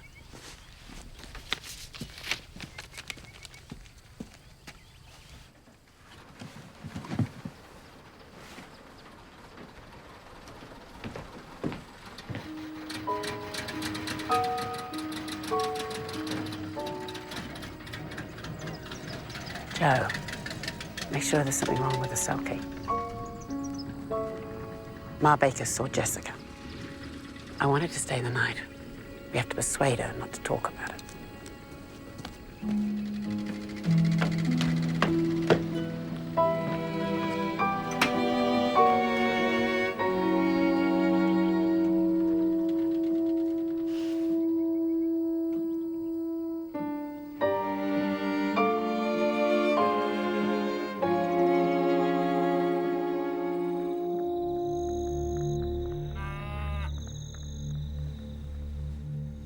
So whose bubby is it? I don't know, Mrs. Baker, and that's the truth.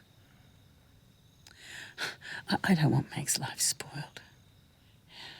If people heard, I want one of my daughters to have the chance I never had. He was a Heathwood. Fine family. My fiancé was killed in the Sudan. I was an old maid of 30 when Joe Bergman came looking for a wife. Married beneath you. I remember folks said that. I heard them. 20 years of hearing them. Being poor. Living a second-hand life. Poverty's like a disease that never ends. Every day waking up being nobody.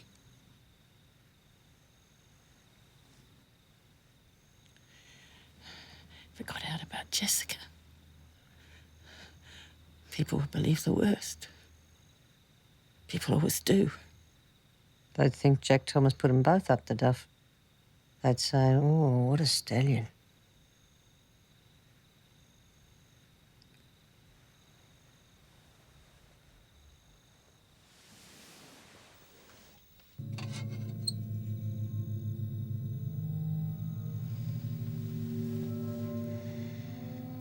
Did Meg drop her drawers for him? Sleep well, Mrs. Baker. Sleep tight. He might have undid his belt, but I bet you she pulled his duds off. You'd have fun telling people. Oh, not me, dear. No, Mrs. Baker. Not you.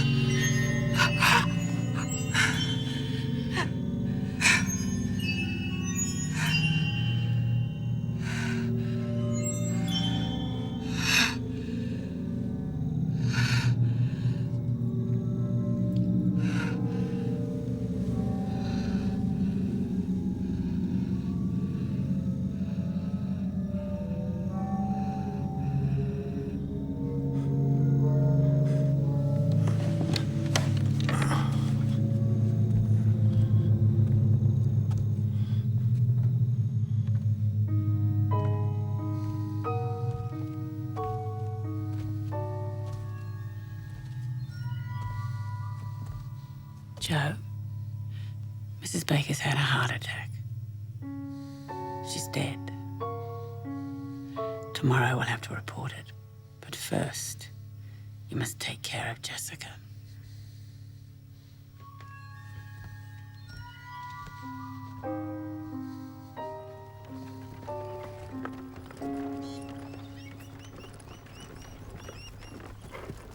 Why? The old girl's dead. There'll be people coming. There's gonna be sticky beaks everywhere. His hat was falling to bits. Oh. You've been out here secretly fixing it. Not my idea. But look at you. The size of a house, no wedding ring. Yeah. Meg's royalty, I'm shit. She's married, you're not. Nah, she trapped him, she and Hester. You. Is he really in Egypt, like she said? Is she keeping his letters from me? I don't know. You're a lousy liar, Father.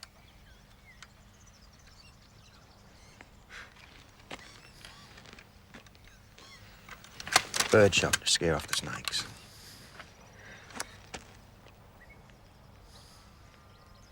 You stay here. That way no one will know.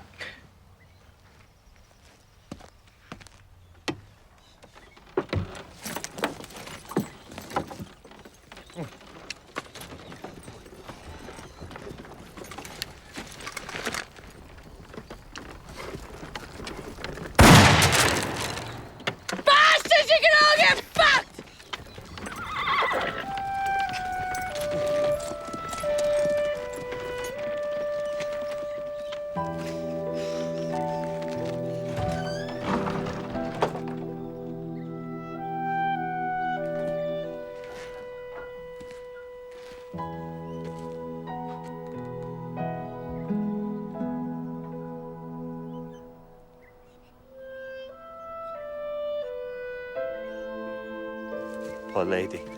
She'll always say the heart isn't no good. She did, Mr. McNarlow. Often. She had a premonition.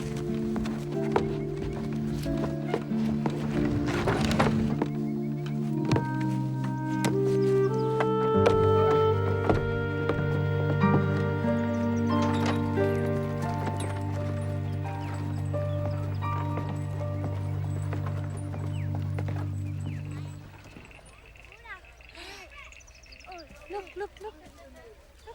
And look. Here.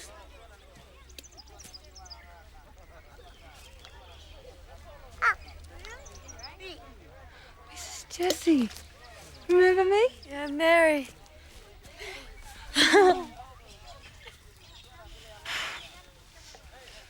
I heard about you and the baby and the family going crook. How'd you hear about that? Nobody's supposed to know. Bush talk, blackfellas, we know.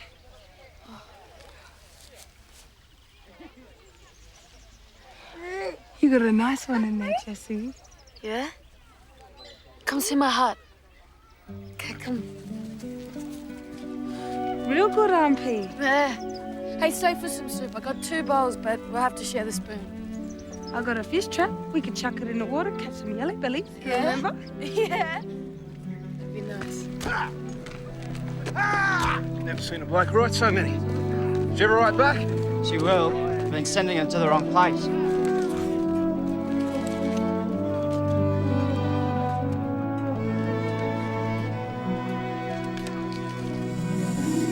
Hurt much?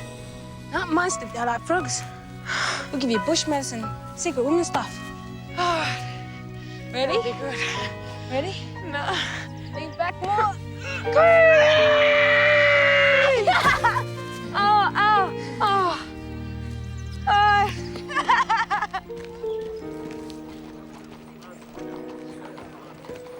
Dear Jack, all your letters to Miss Bergman were received. I am not yet able to locate her, and on your instructions, will not entrust them to her parents. We shall endeavor to find her. Oh.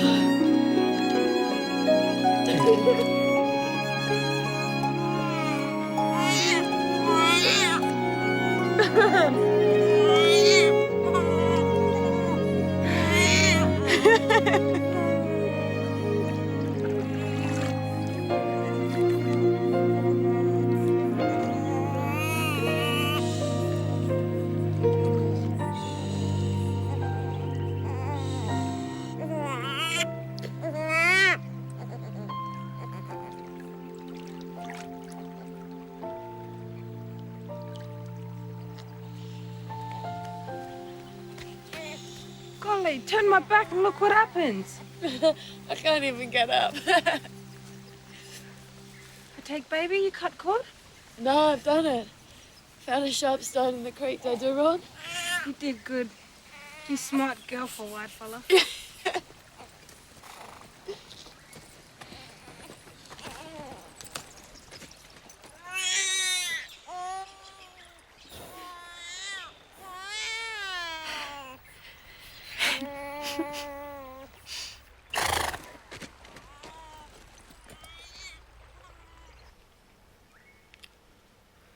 You're really going to call him Joey, are you?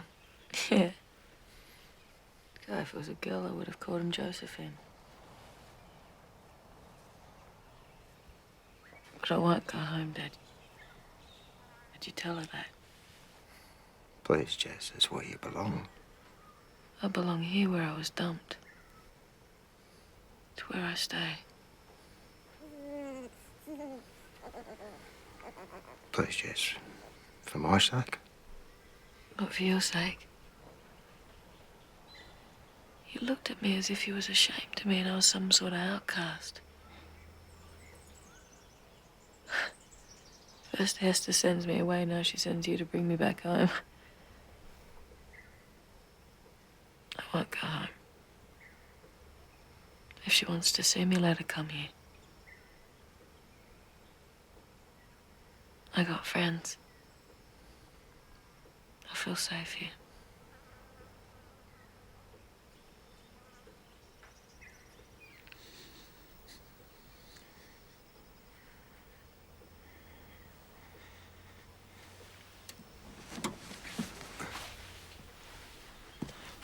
Dad.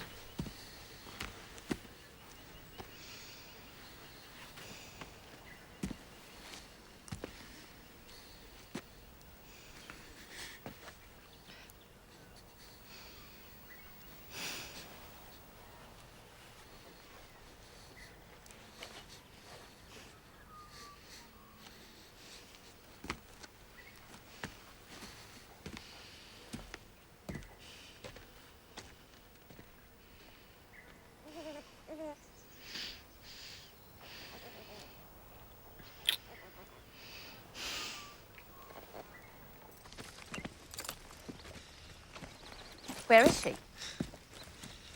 She's not coming. I told you, I want the child born here. Too late. He's a boy, and his name's Joey.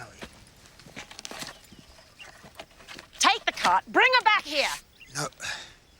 All right, I'll go myself. You keep right away from her. You've done enough already. Trapped a decent young bloke into a marriage he hates, and all the time he just wanted to be with Jess. You killed a poor, harmless old lady. So you keep right away from Jessica and the baby. How will you stop me? All right, Jack, tell him the truth. I'll tell his lawyer and the Colonel as well. Stupid bluff, it doesn't frighten me. I'm not bluffing, Hester. I'm sick to me guts about what we've done. We'll go to prison. You know that.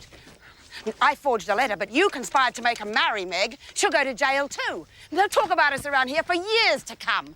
Oh, you bloody fool, can't you see you ruin us all? Your precious Jessica as well. You don't realise it, but you were always ignorant, just like her brat will be. No, Hoper.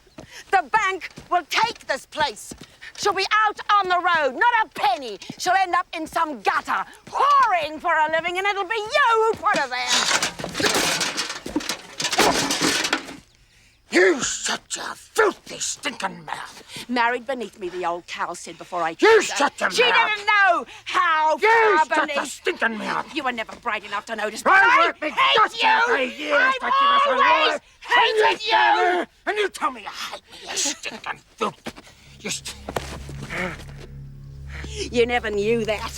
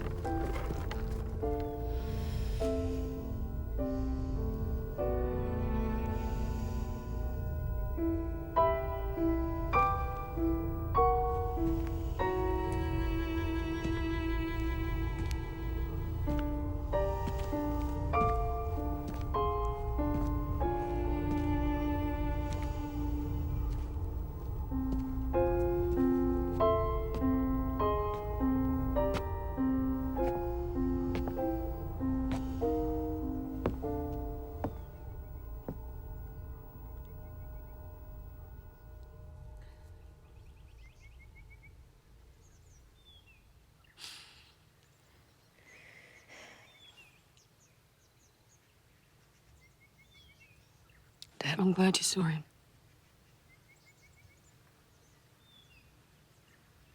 I wish you could watch him grow up.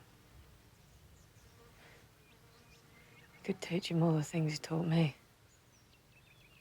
What Bert calls me.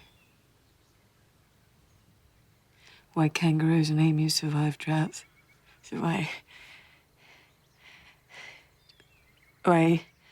eucalypts turn their leaves to meet the sun.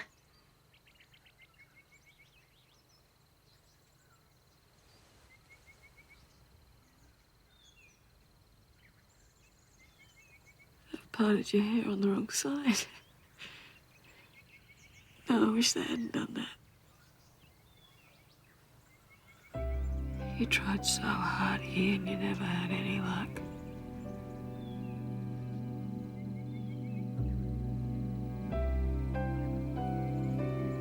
Oh, we're gonna miss you.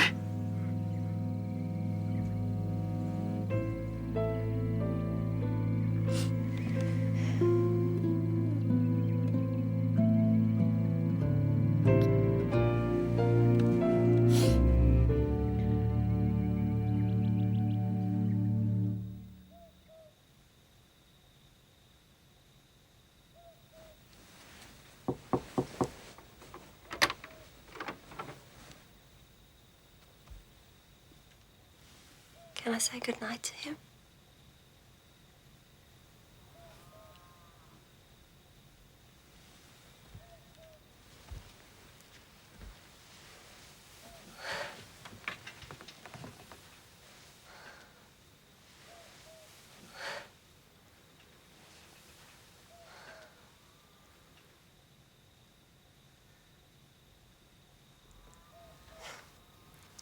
He's so nice. You'll have one of your own soon.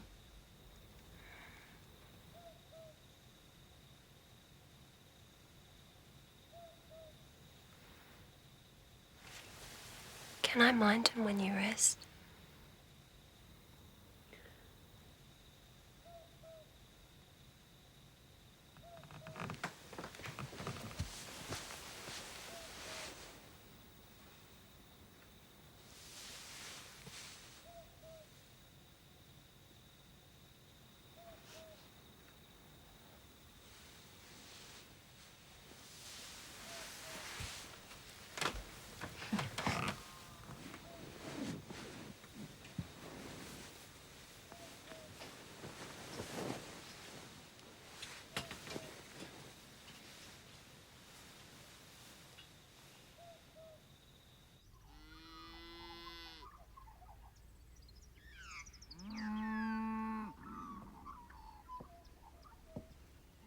Jessie?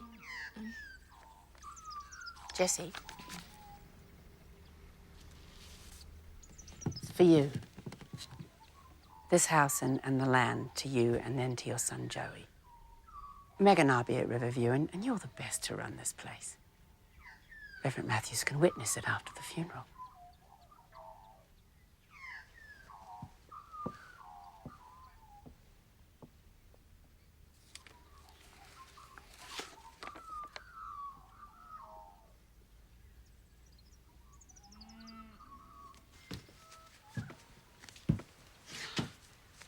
That's very nice. Mother, I'd like to take the baby with me. No, dear, it would be wrong. I want people to see you as you are, as yourself, and realize that the gossip about your health is untrue. It is untrue. Yes, I know, dear. But if you arrive with a new baby, well, think of the tongues wagging. Mother, people have to know sometime. Jessica, this is Joe's funeral. You mustn't make a mockery of it. I mean, Meg can't go. She's too close to her time. She can look after Joey. You were Joe's girl. It would be wrong for you not to be there.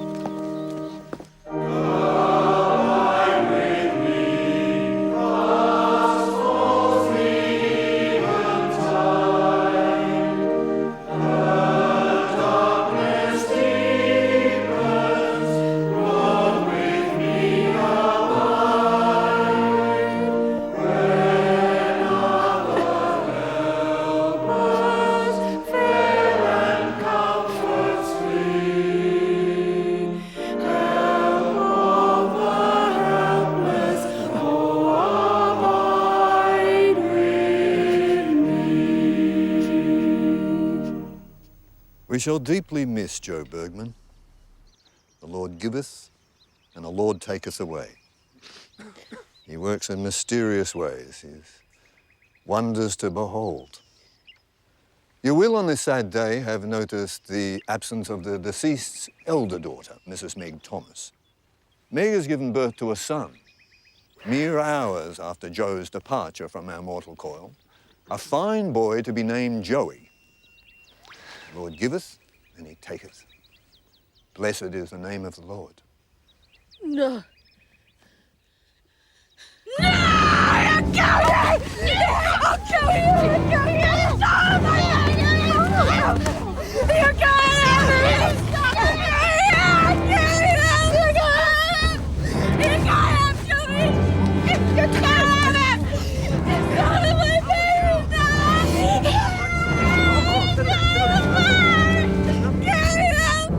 You can't take him! Just stop him!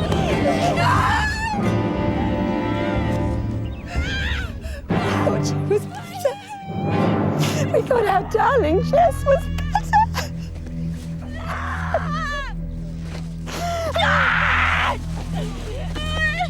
A sad business. She believes she gave birth to her sister's child. I'm frightened she'll hurt Meg and the baby.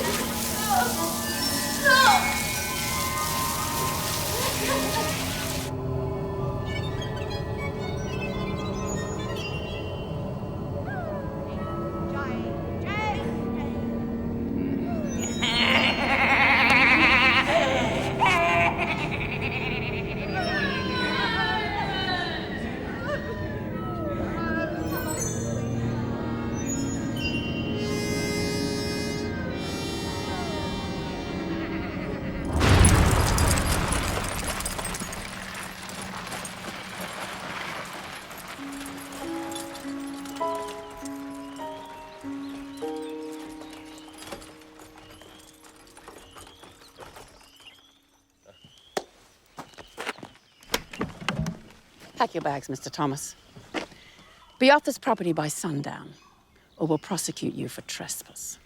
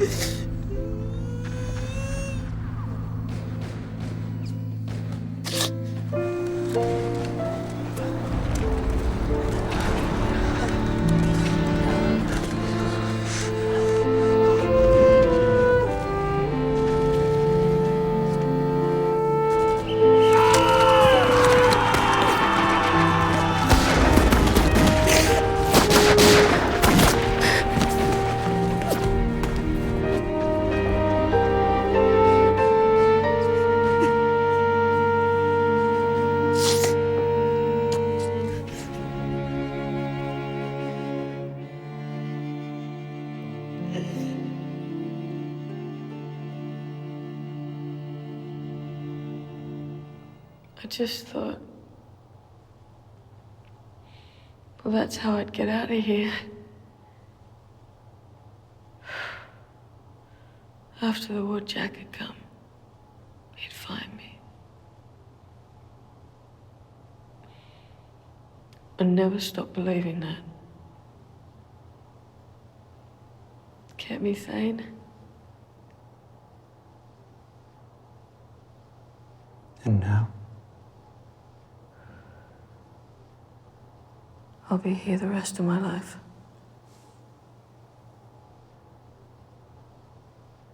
I believe you shouldn't be here at all. You must do what Jack would want. Take action to free yourself. I've tried. Needs a lawyer's advice.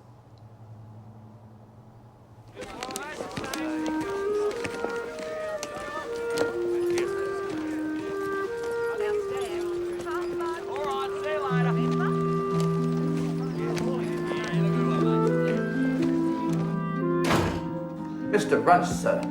Good day to you, Valentine. My usual room and a bottle of your so-called claret. Right away, please. Yes, sir. There's a letter. It's been here for quite a while. First things first, man. The key and the claret. Now, Valentine.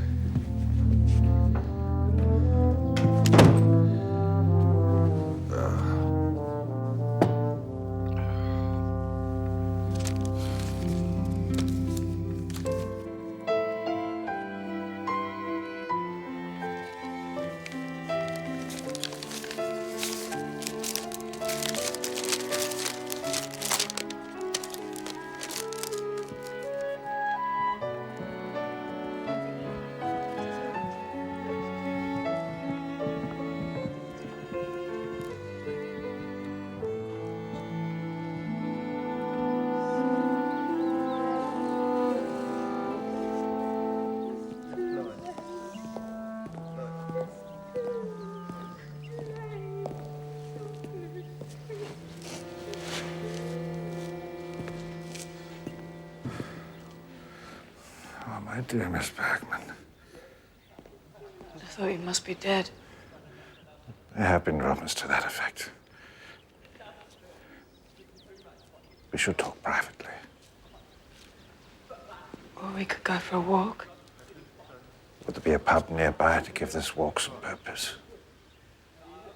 I'm not allowed out of the grounds. Oh, it's a pity. A little tincture of Bombay gin would have done us both a lot of good.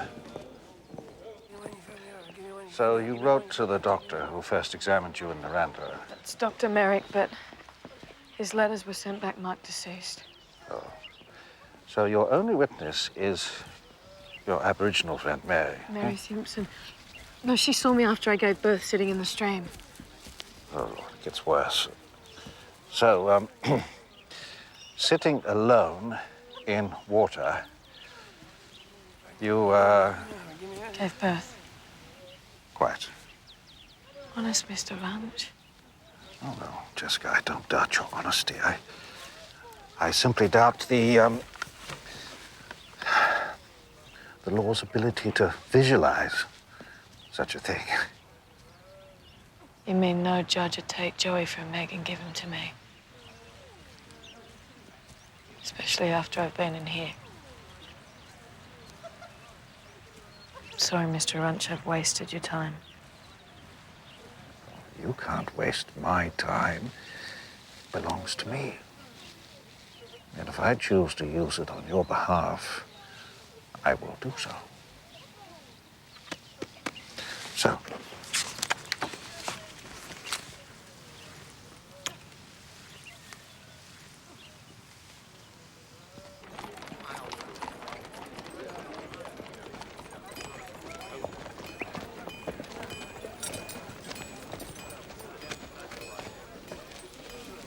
You all right on that nag, sir?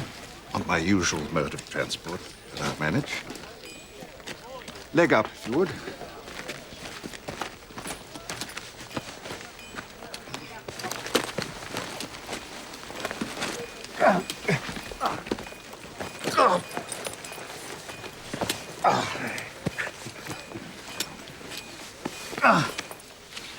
You... Doesn't buck, does he? He's a sheep. My mistake. Well, good day and giddy up. Good luck.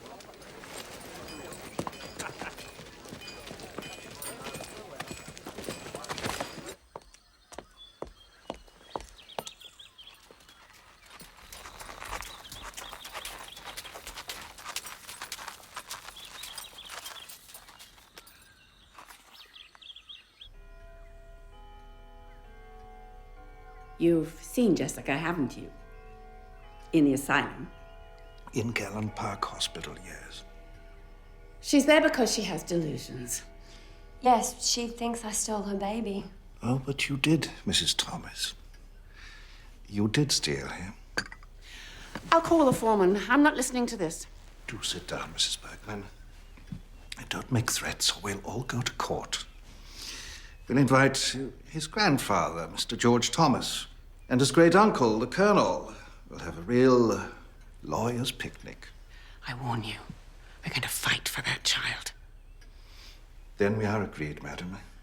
I shall also fight for Jessica's child. And for Jessica. He's my child. Now, there lies the heart of the matter. You see, the child is disputed. He stands to inherit a large estate. It's nothing like a little doubt and pots of money to bring the relatives out of the woodwork. Could go on for years. We have proof. A doctor's letter. Ah, yes. The late Dr. Merrick, who is unable to give evidence. Or is he? Produce your letter, and I will ask for examples of his handwriting, and we'll see if they match. Stop threatening us. Joey is my child. I will request a physician to examine both sisters. It can be determined if a woman has given birth or not. What appalls me is that nobody cared. Least of all, you, her family. She wrote to beg for help. 7 times she wrote. And not once did you reply. Not once. You were content to let her rot in that place for the rest of her life. Well, I would like to take you to court to expose this outrage and to strip you of every ill-gotten, wretched penny.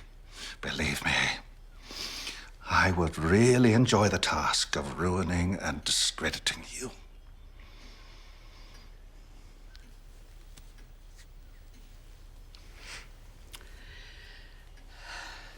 What do you want, Mr. Ranch?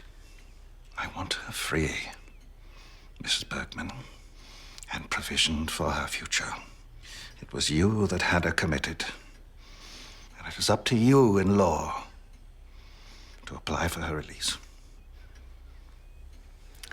There will be stipulations.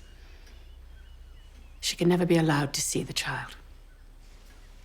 That is for my client to decide if she can accept. She must swear never to claim she is Joey's mother. And the boy's name can never appear on any document. No, impossible. I insist. I won't have a paper with his name on that could fall into the wrong hands. Relatives' hands. Mr. Runch, I won't have it. Very well, Mrs. Bergman. We are forced to refer to him as the child in question. Is that acceptable to you? The child in question.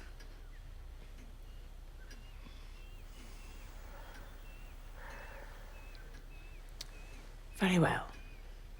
We'll accept that, provided she agrees to our conditions. No, never. Plus 10 acres of freehold land on Yanko Creek, including the hut. The title to the Bergman homestead. Yearly income of £100, plus £100 for each year. Bugger their money, no.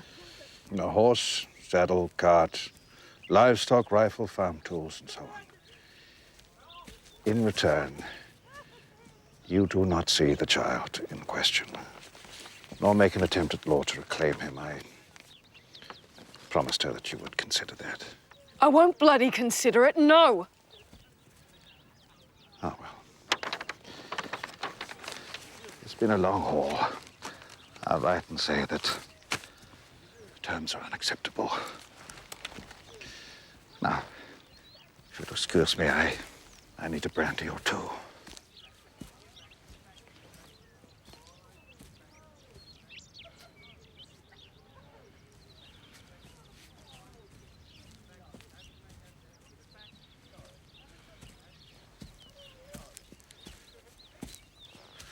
Can't you see?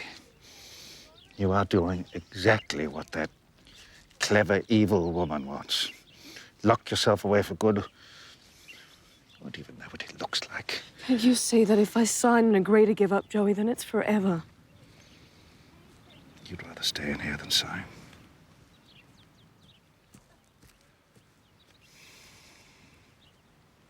Damn it, Jessica, you are a stubborn creature. But...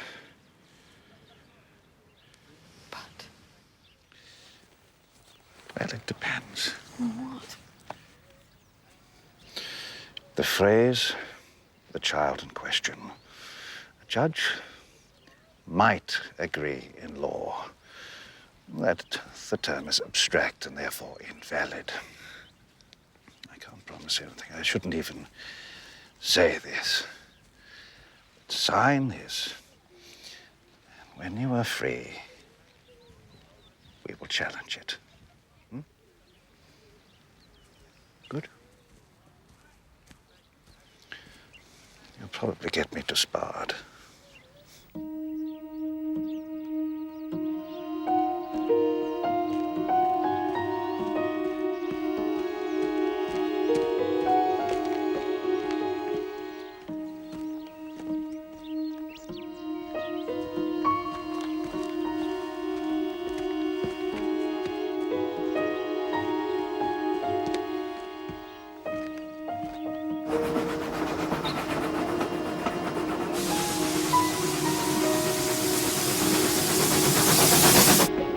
Now, Jessica,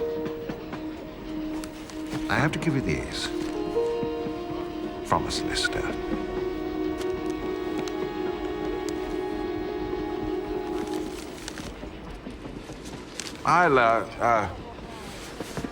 I'll leave it to it.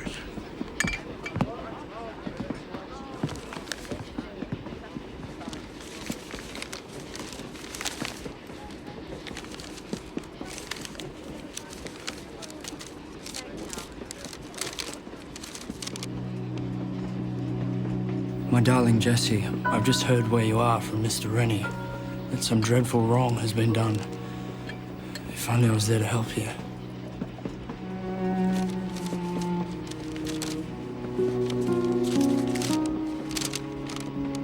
My dear love, it's late, and tomorrow we attack a German position. Jessie, I've never said this before, but we all get premonitions here.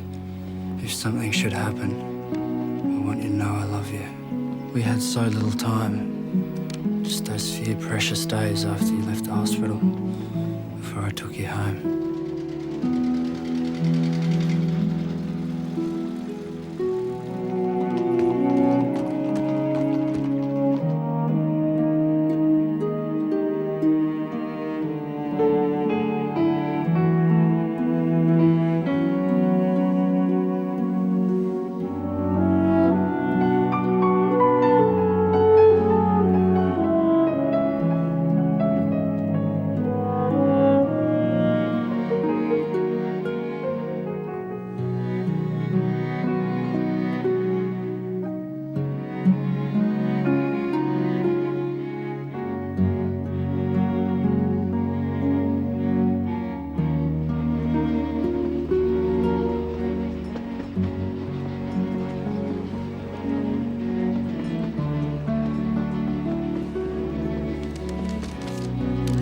The only thing I have of value is my gold watch. I want you to have it. Go to the solicitor, Mr. Rennie, to collect it, if I don't come back.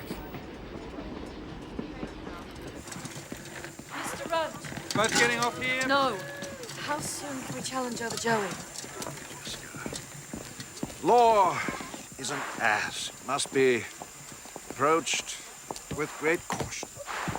First of all, re-establish yourself. Do not try to see him. Why not? Because it will give them ammunition. But you said to I me... said I would try, and I will try, but you must try to be patient. You must go about this carefully and correctly, because your mother will fight. I can fight too. With your help. All aboard. You got me out, you can do anything. All through, are we? Nearly.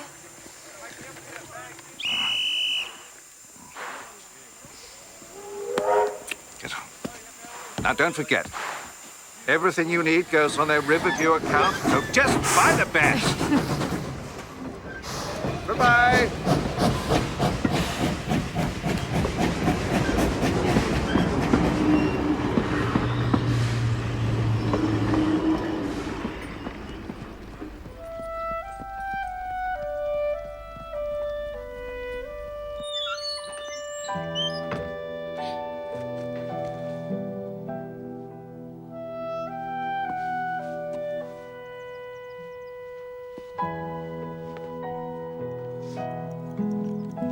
It's a family heirloom from my great-grandfather. If you ever have children, pass it on to them.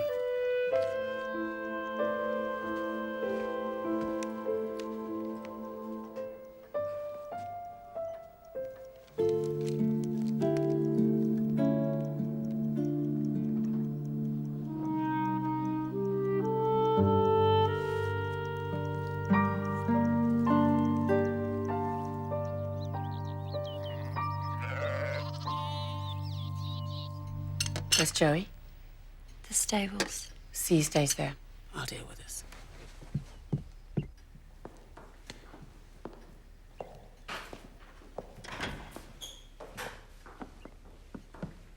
Hello, Mother. Jessica, I hardly knew you. Quite dressed up. I thought I should. To surprise me. No. To meet my son. You know that's impossible. Why? Because he's Meg's son. In the eyes of the law. And on the document you signed.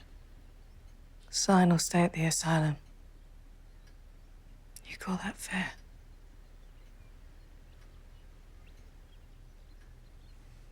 Let me meet him. He's out visiting. With Meg. You can't stop me. I will see him. If you try, you'll regret it, Jessica. Are you going to take me to court? Let me tell my story in public in the witness box. There'd be no witness box. If I claimed you attacked me again and scared Joey, you'd go straight back to Callan Park.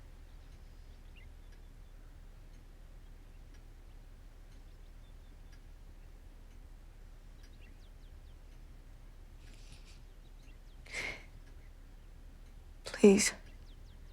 Just let me see him, please. You can say whatever you like. You can say I'm a friend. Never be enough, Jessie. You'd want more. It would confuse Joey. I don't mean to harm you, but I'll do what I must to protect us. Then I will do what I must.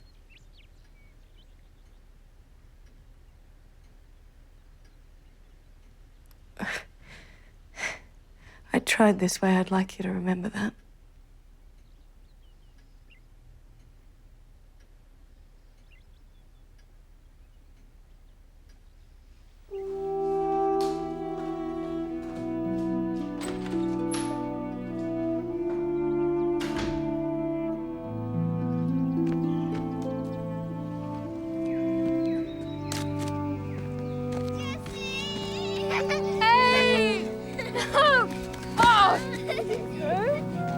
Mary! Oh my God, where have you been? Up north. This is Sarah and Polly, remember? Growing up a bit, are you Polly? Sarah? Can I tell her now, Mama? What are you going to tell me? Red! Red, come here!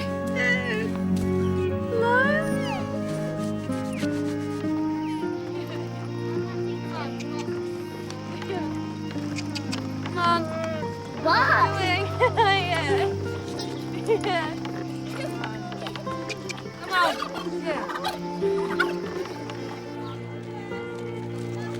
Hey guys, it's food and water for the turkeys. What do we do next? Well, we wait for the train and then we send them south. Then what happens, Jessie?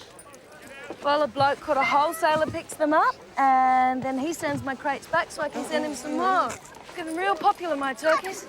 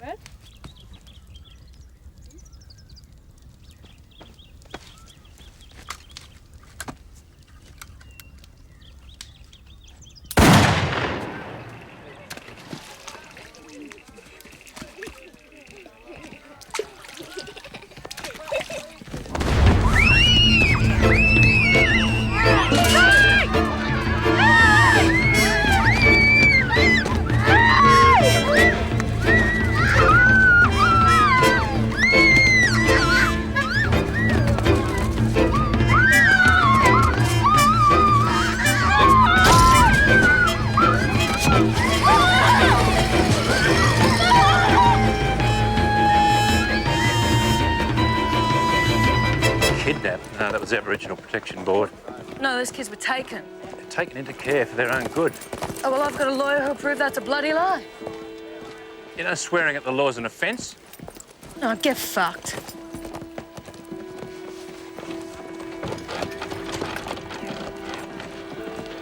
He's not here. Looks like bad news.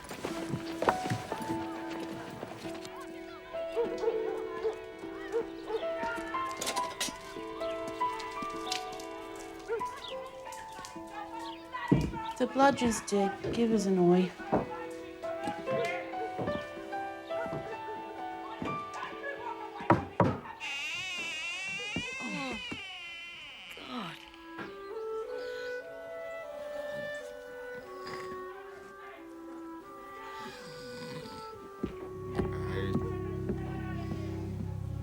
Oh.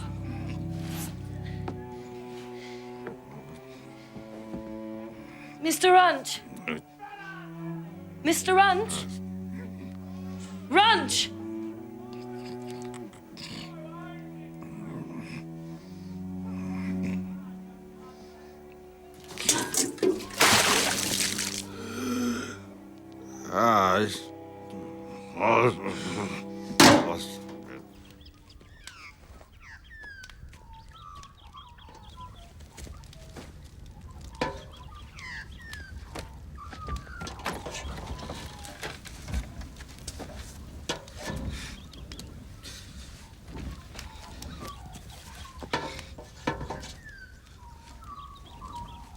I think I might kill myself. Yeah, well, you bloody nearly did. Now go wash in the creek. Now. God, and don't breathe on any fish.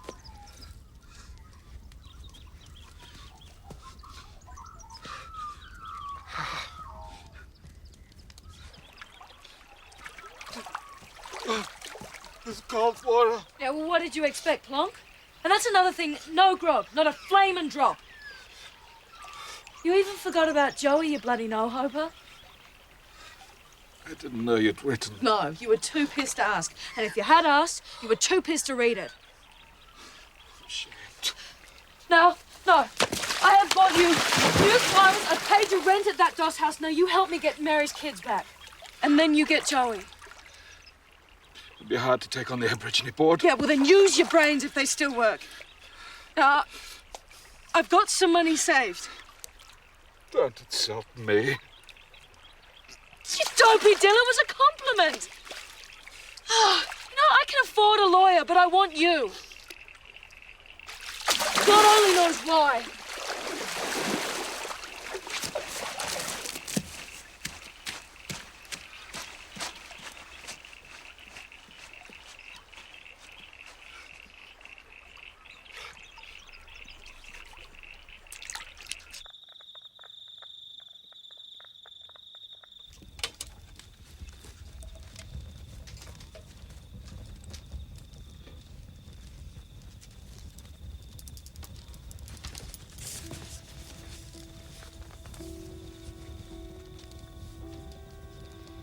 should get some sleep soon. Good night.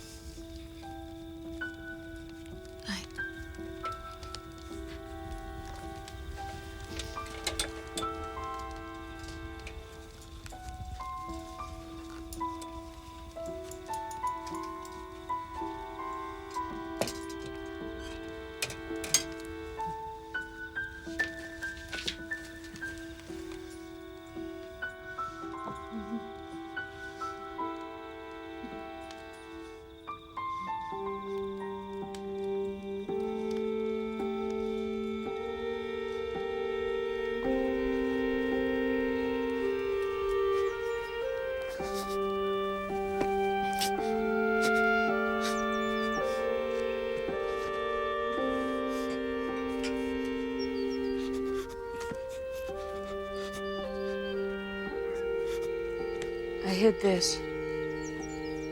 Mary said you'd need it.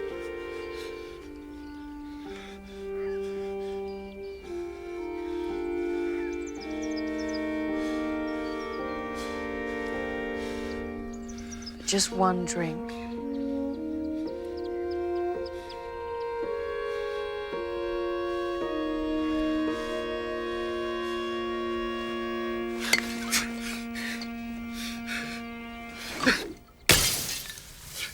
It's never just one.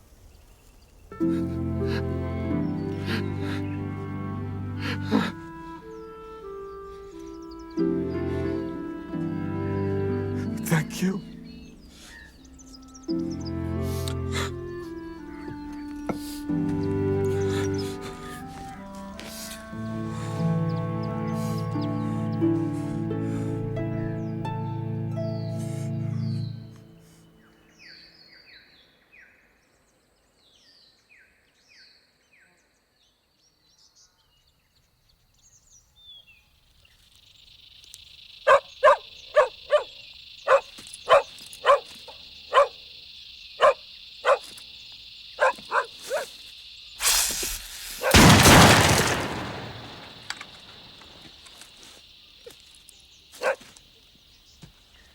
Safe? There 'tis now.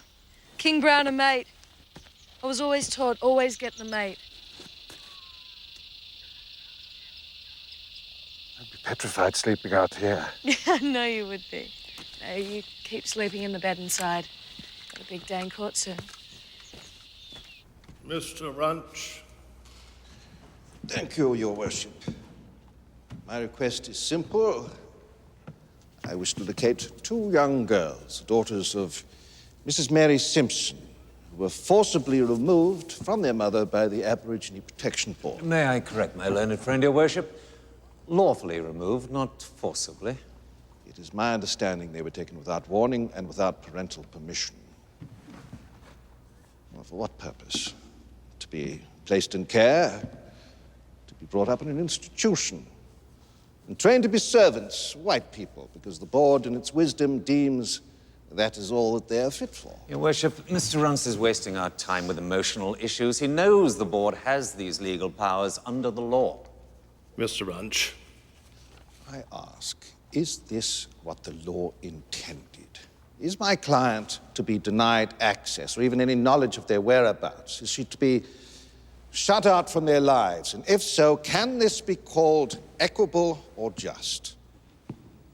She's a decent, caring mother whose children have been taken away. We don't even know why. Well, my learned friend should read the Act of 1909 and learn why. I know the Act, sir, and the amending Act of 1915. Thank you. Gentlemen, please. And as Your Worship knows, and you surely must, it states that the board need not prove neglect to remove a child from its native family. Indeed, the exclusion of the parents is essential. Removing their primitive influences gives these children the chance to choose their future in our white society. Well, that's why we take mixed bloods from black parents. It's our duty to do so. So this is how the Protection Board sees it, to rob a mother of her children without need to prove she's unfit or incapable. Duty to snatch infants like stray dogs. Not a very decent way to treat 2 young girls aged 5 and 7. My friend's concept of his duty must leave these children terrified, wherever they may be.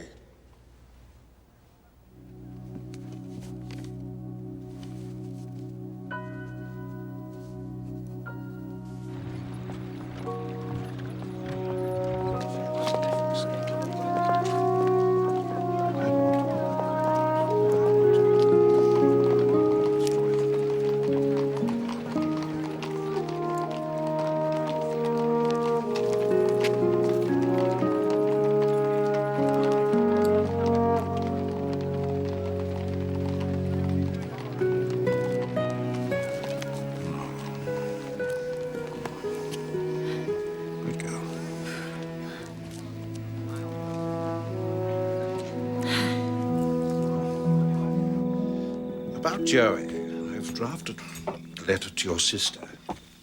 But I must warn you, this could be a slow and painful process, so I want you to be sure before you decide to send this.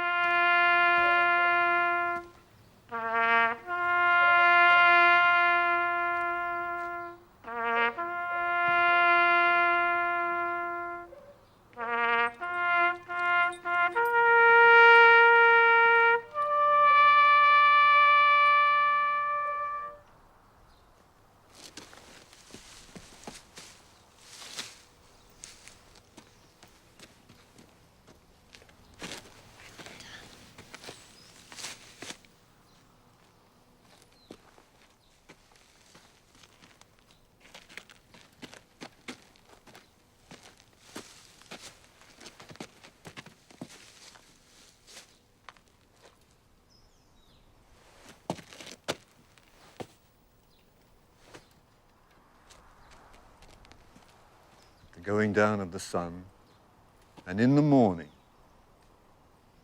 we will remember them.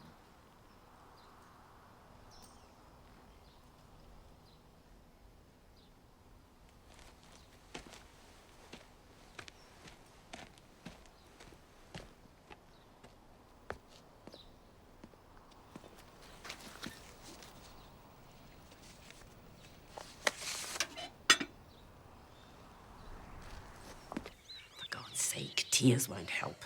That lawyer. He's a drunken fool. We'll get the best silk. They'll never see inside a court. Mother, read it properly. The child in question, he says, has no legal meaning, so the document that she signed is worthless. Cases can be argued and adjourned until the money runs out. Meg, think. Who will people believe? Us or her? I have studied the relevant Aborigine Protection Acts. While the board's powers are extensive, nowhere in the legislation does it forbid a parent visiting a child. I therefore find for the applicant, Mrs. Mary Simpson. The board will reveal the whereabouts of the children and grant permission for a visit once a month for a period of 1 hour.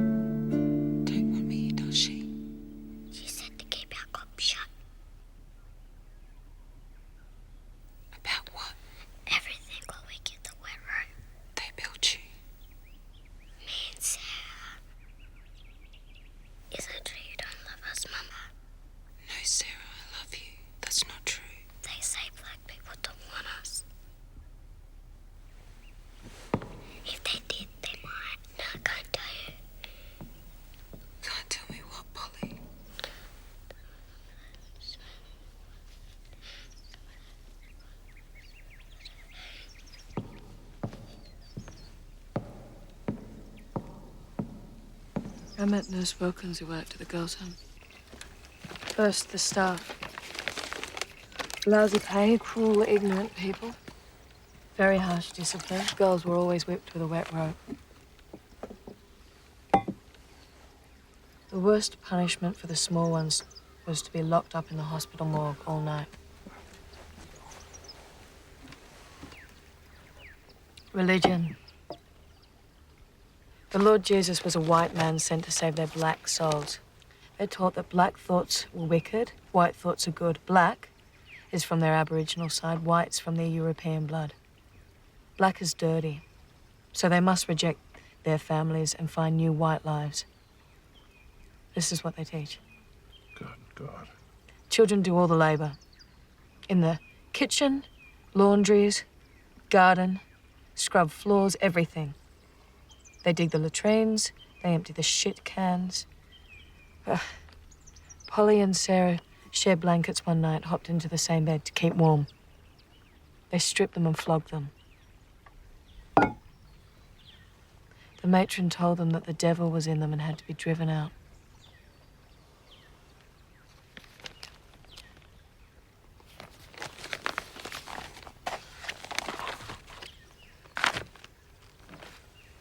There's something else.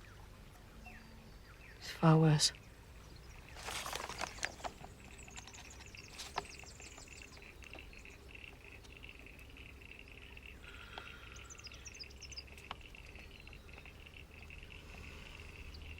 Mr. Carter, after your daughter did not come home, what happened? Police sergeant said they took Millie and that we had to sign for her. He said, read. But we can't read. So he said, just sign that paper. What happened next? We didn't hear where she was till Mary Simpson told us that she seen her in Cootamundra, same place as her girls. Mr. Carter, I believe that you have a school photo of Millie. May I? Thank you. Which one is she? Middle row. Front tooth missing, and she got a little scar on her nose. When did you next hear of Millie? When Mary Simpson say that she's dead. Was it a sudden death, accidental? Mary's girls say that she was whipped, tied to a post. By the morning, she's dead. Did you notify the police, Mr. Carter? Yeah. He said she never made it to Coota. Must have jumped train, he said, going bush. And I said, for Christ's sake, she was only 7 years old.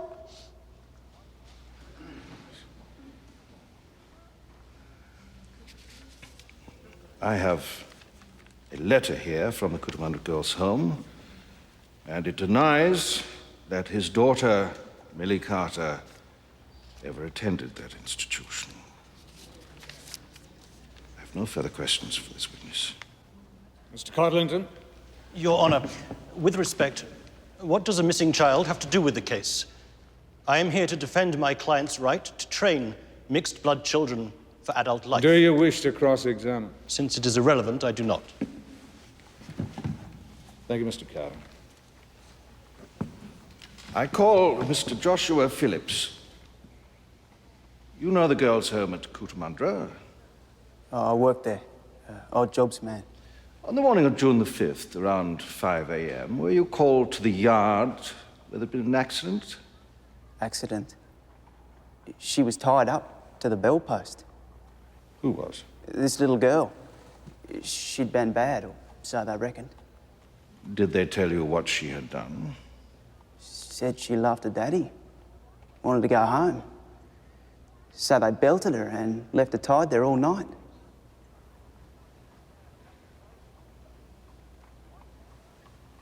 What happened to her?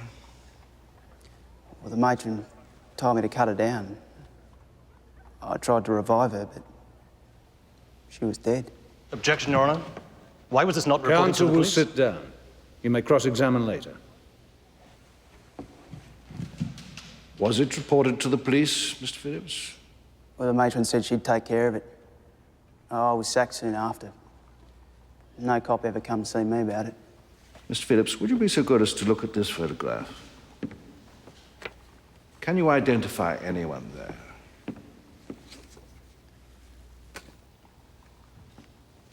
That one. There's a tooth missing in the scar. Your Honor, Mr. Phillips has just identified Mr. Carter's daughter, Millie Carter.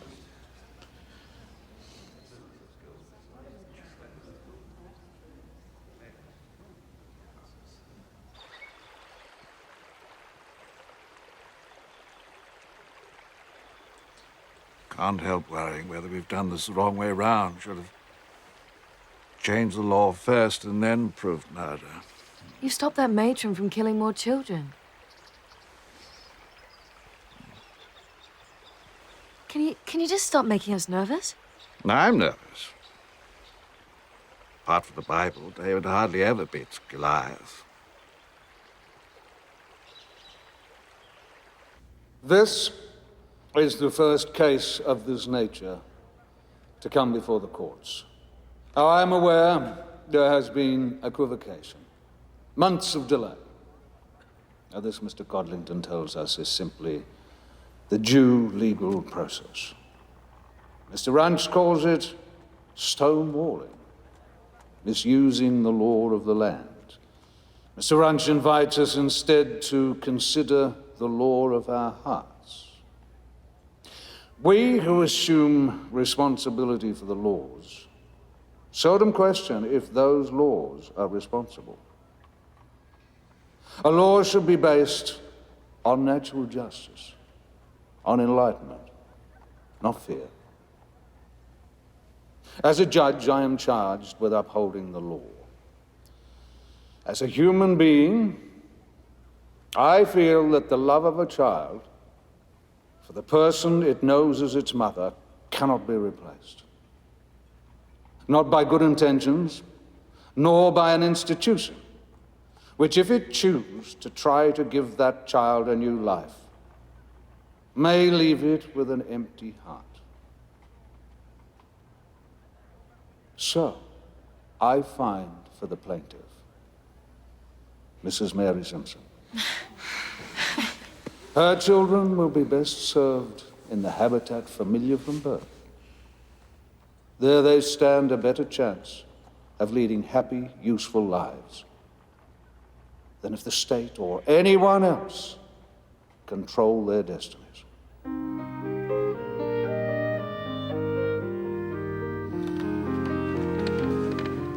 All rise.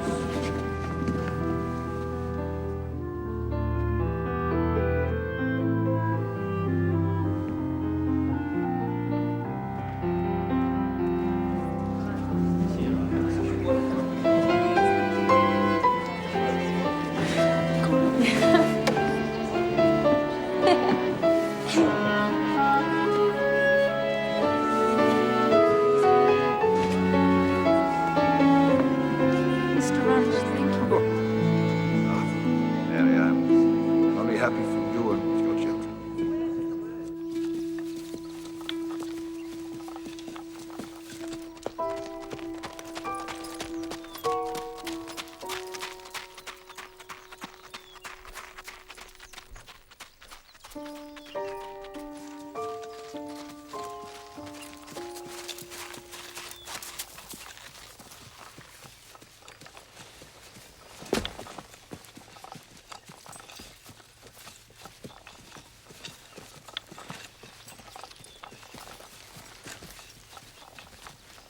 Hello?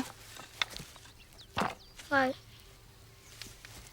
You must be Joey. Do you know who I am?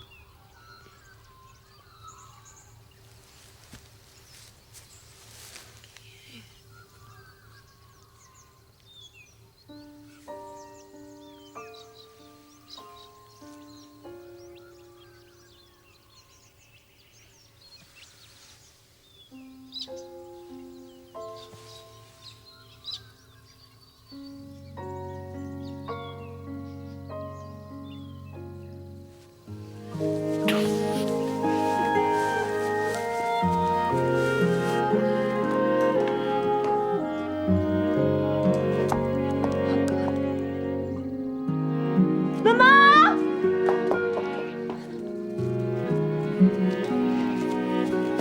Jessica. Meg? I was just telling Joey who I am. Tell her who I am? Jessie? No, Grandma. Auntie Jessie. Good boy. That's right, I'm your mum's sister. Right, Meg?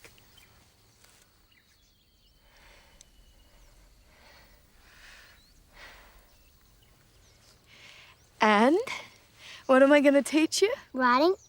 And? Swimming. Yeah. And lots of other things, too. We're going to be good friends, aren't we? We're going to be really good mates. Huh? Yep.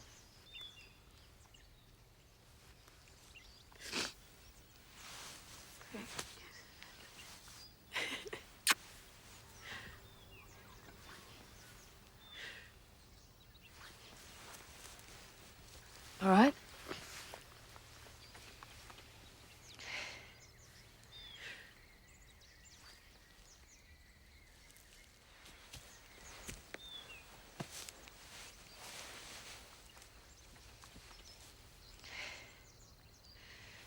Mother, I thought it was time that I came to the house, had tea, met Joey.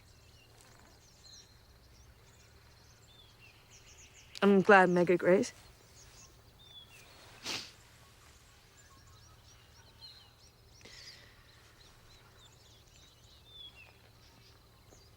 Shall we go to the house?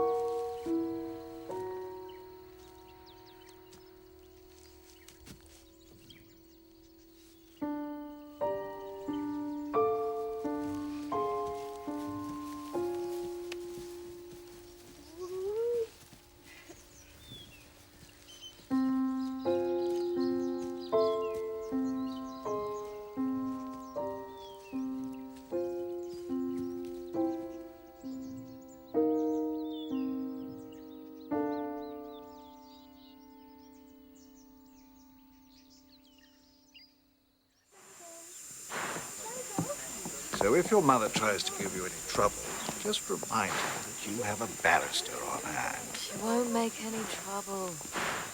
What about you? Can you really stand being the boy's aunt? I'm becoming his friend.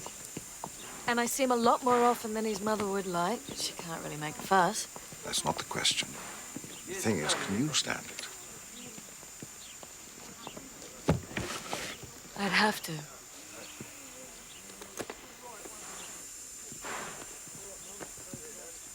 If we'd won it, Lord Joey'd be the loser. For right or wrong, in his eyes, Meg is his mother. And out there's his home. I would never spoil his life. There's been enough of that already.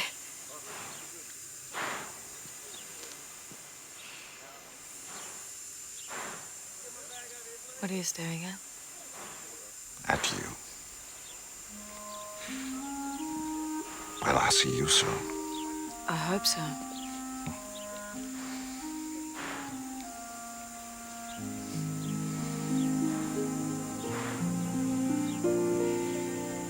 Are you gonna be famous? Oh.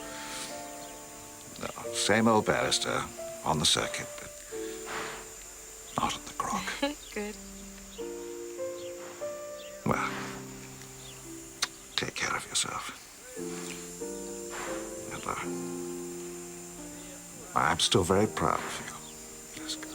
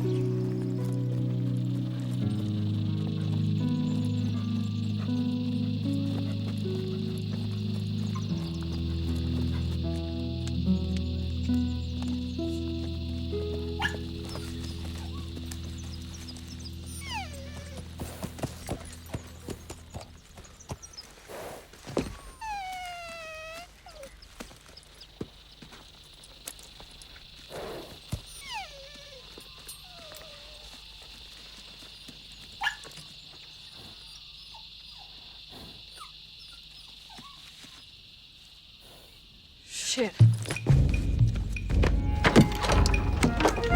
Red! Red! No.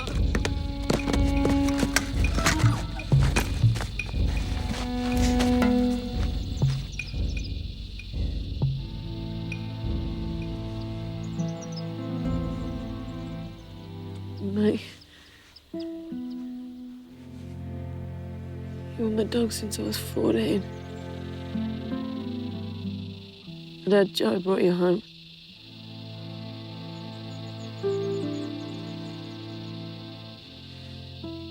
You're the best dog anyone would ever have.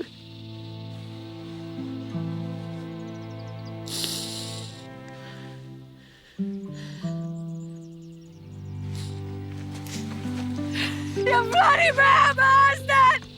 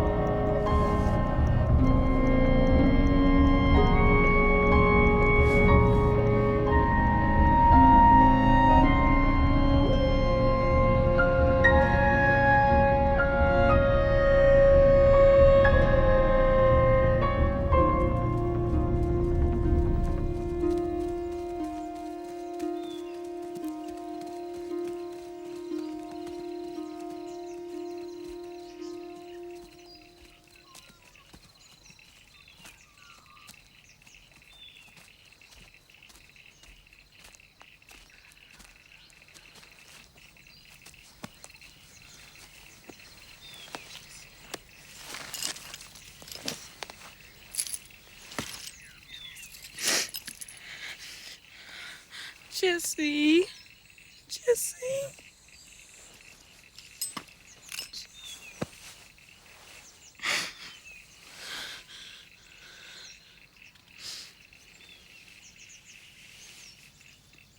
Jesse.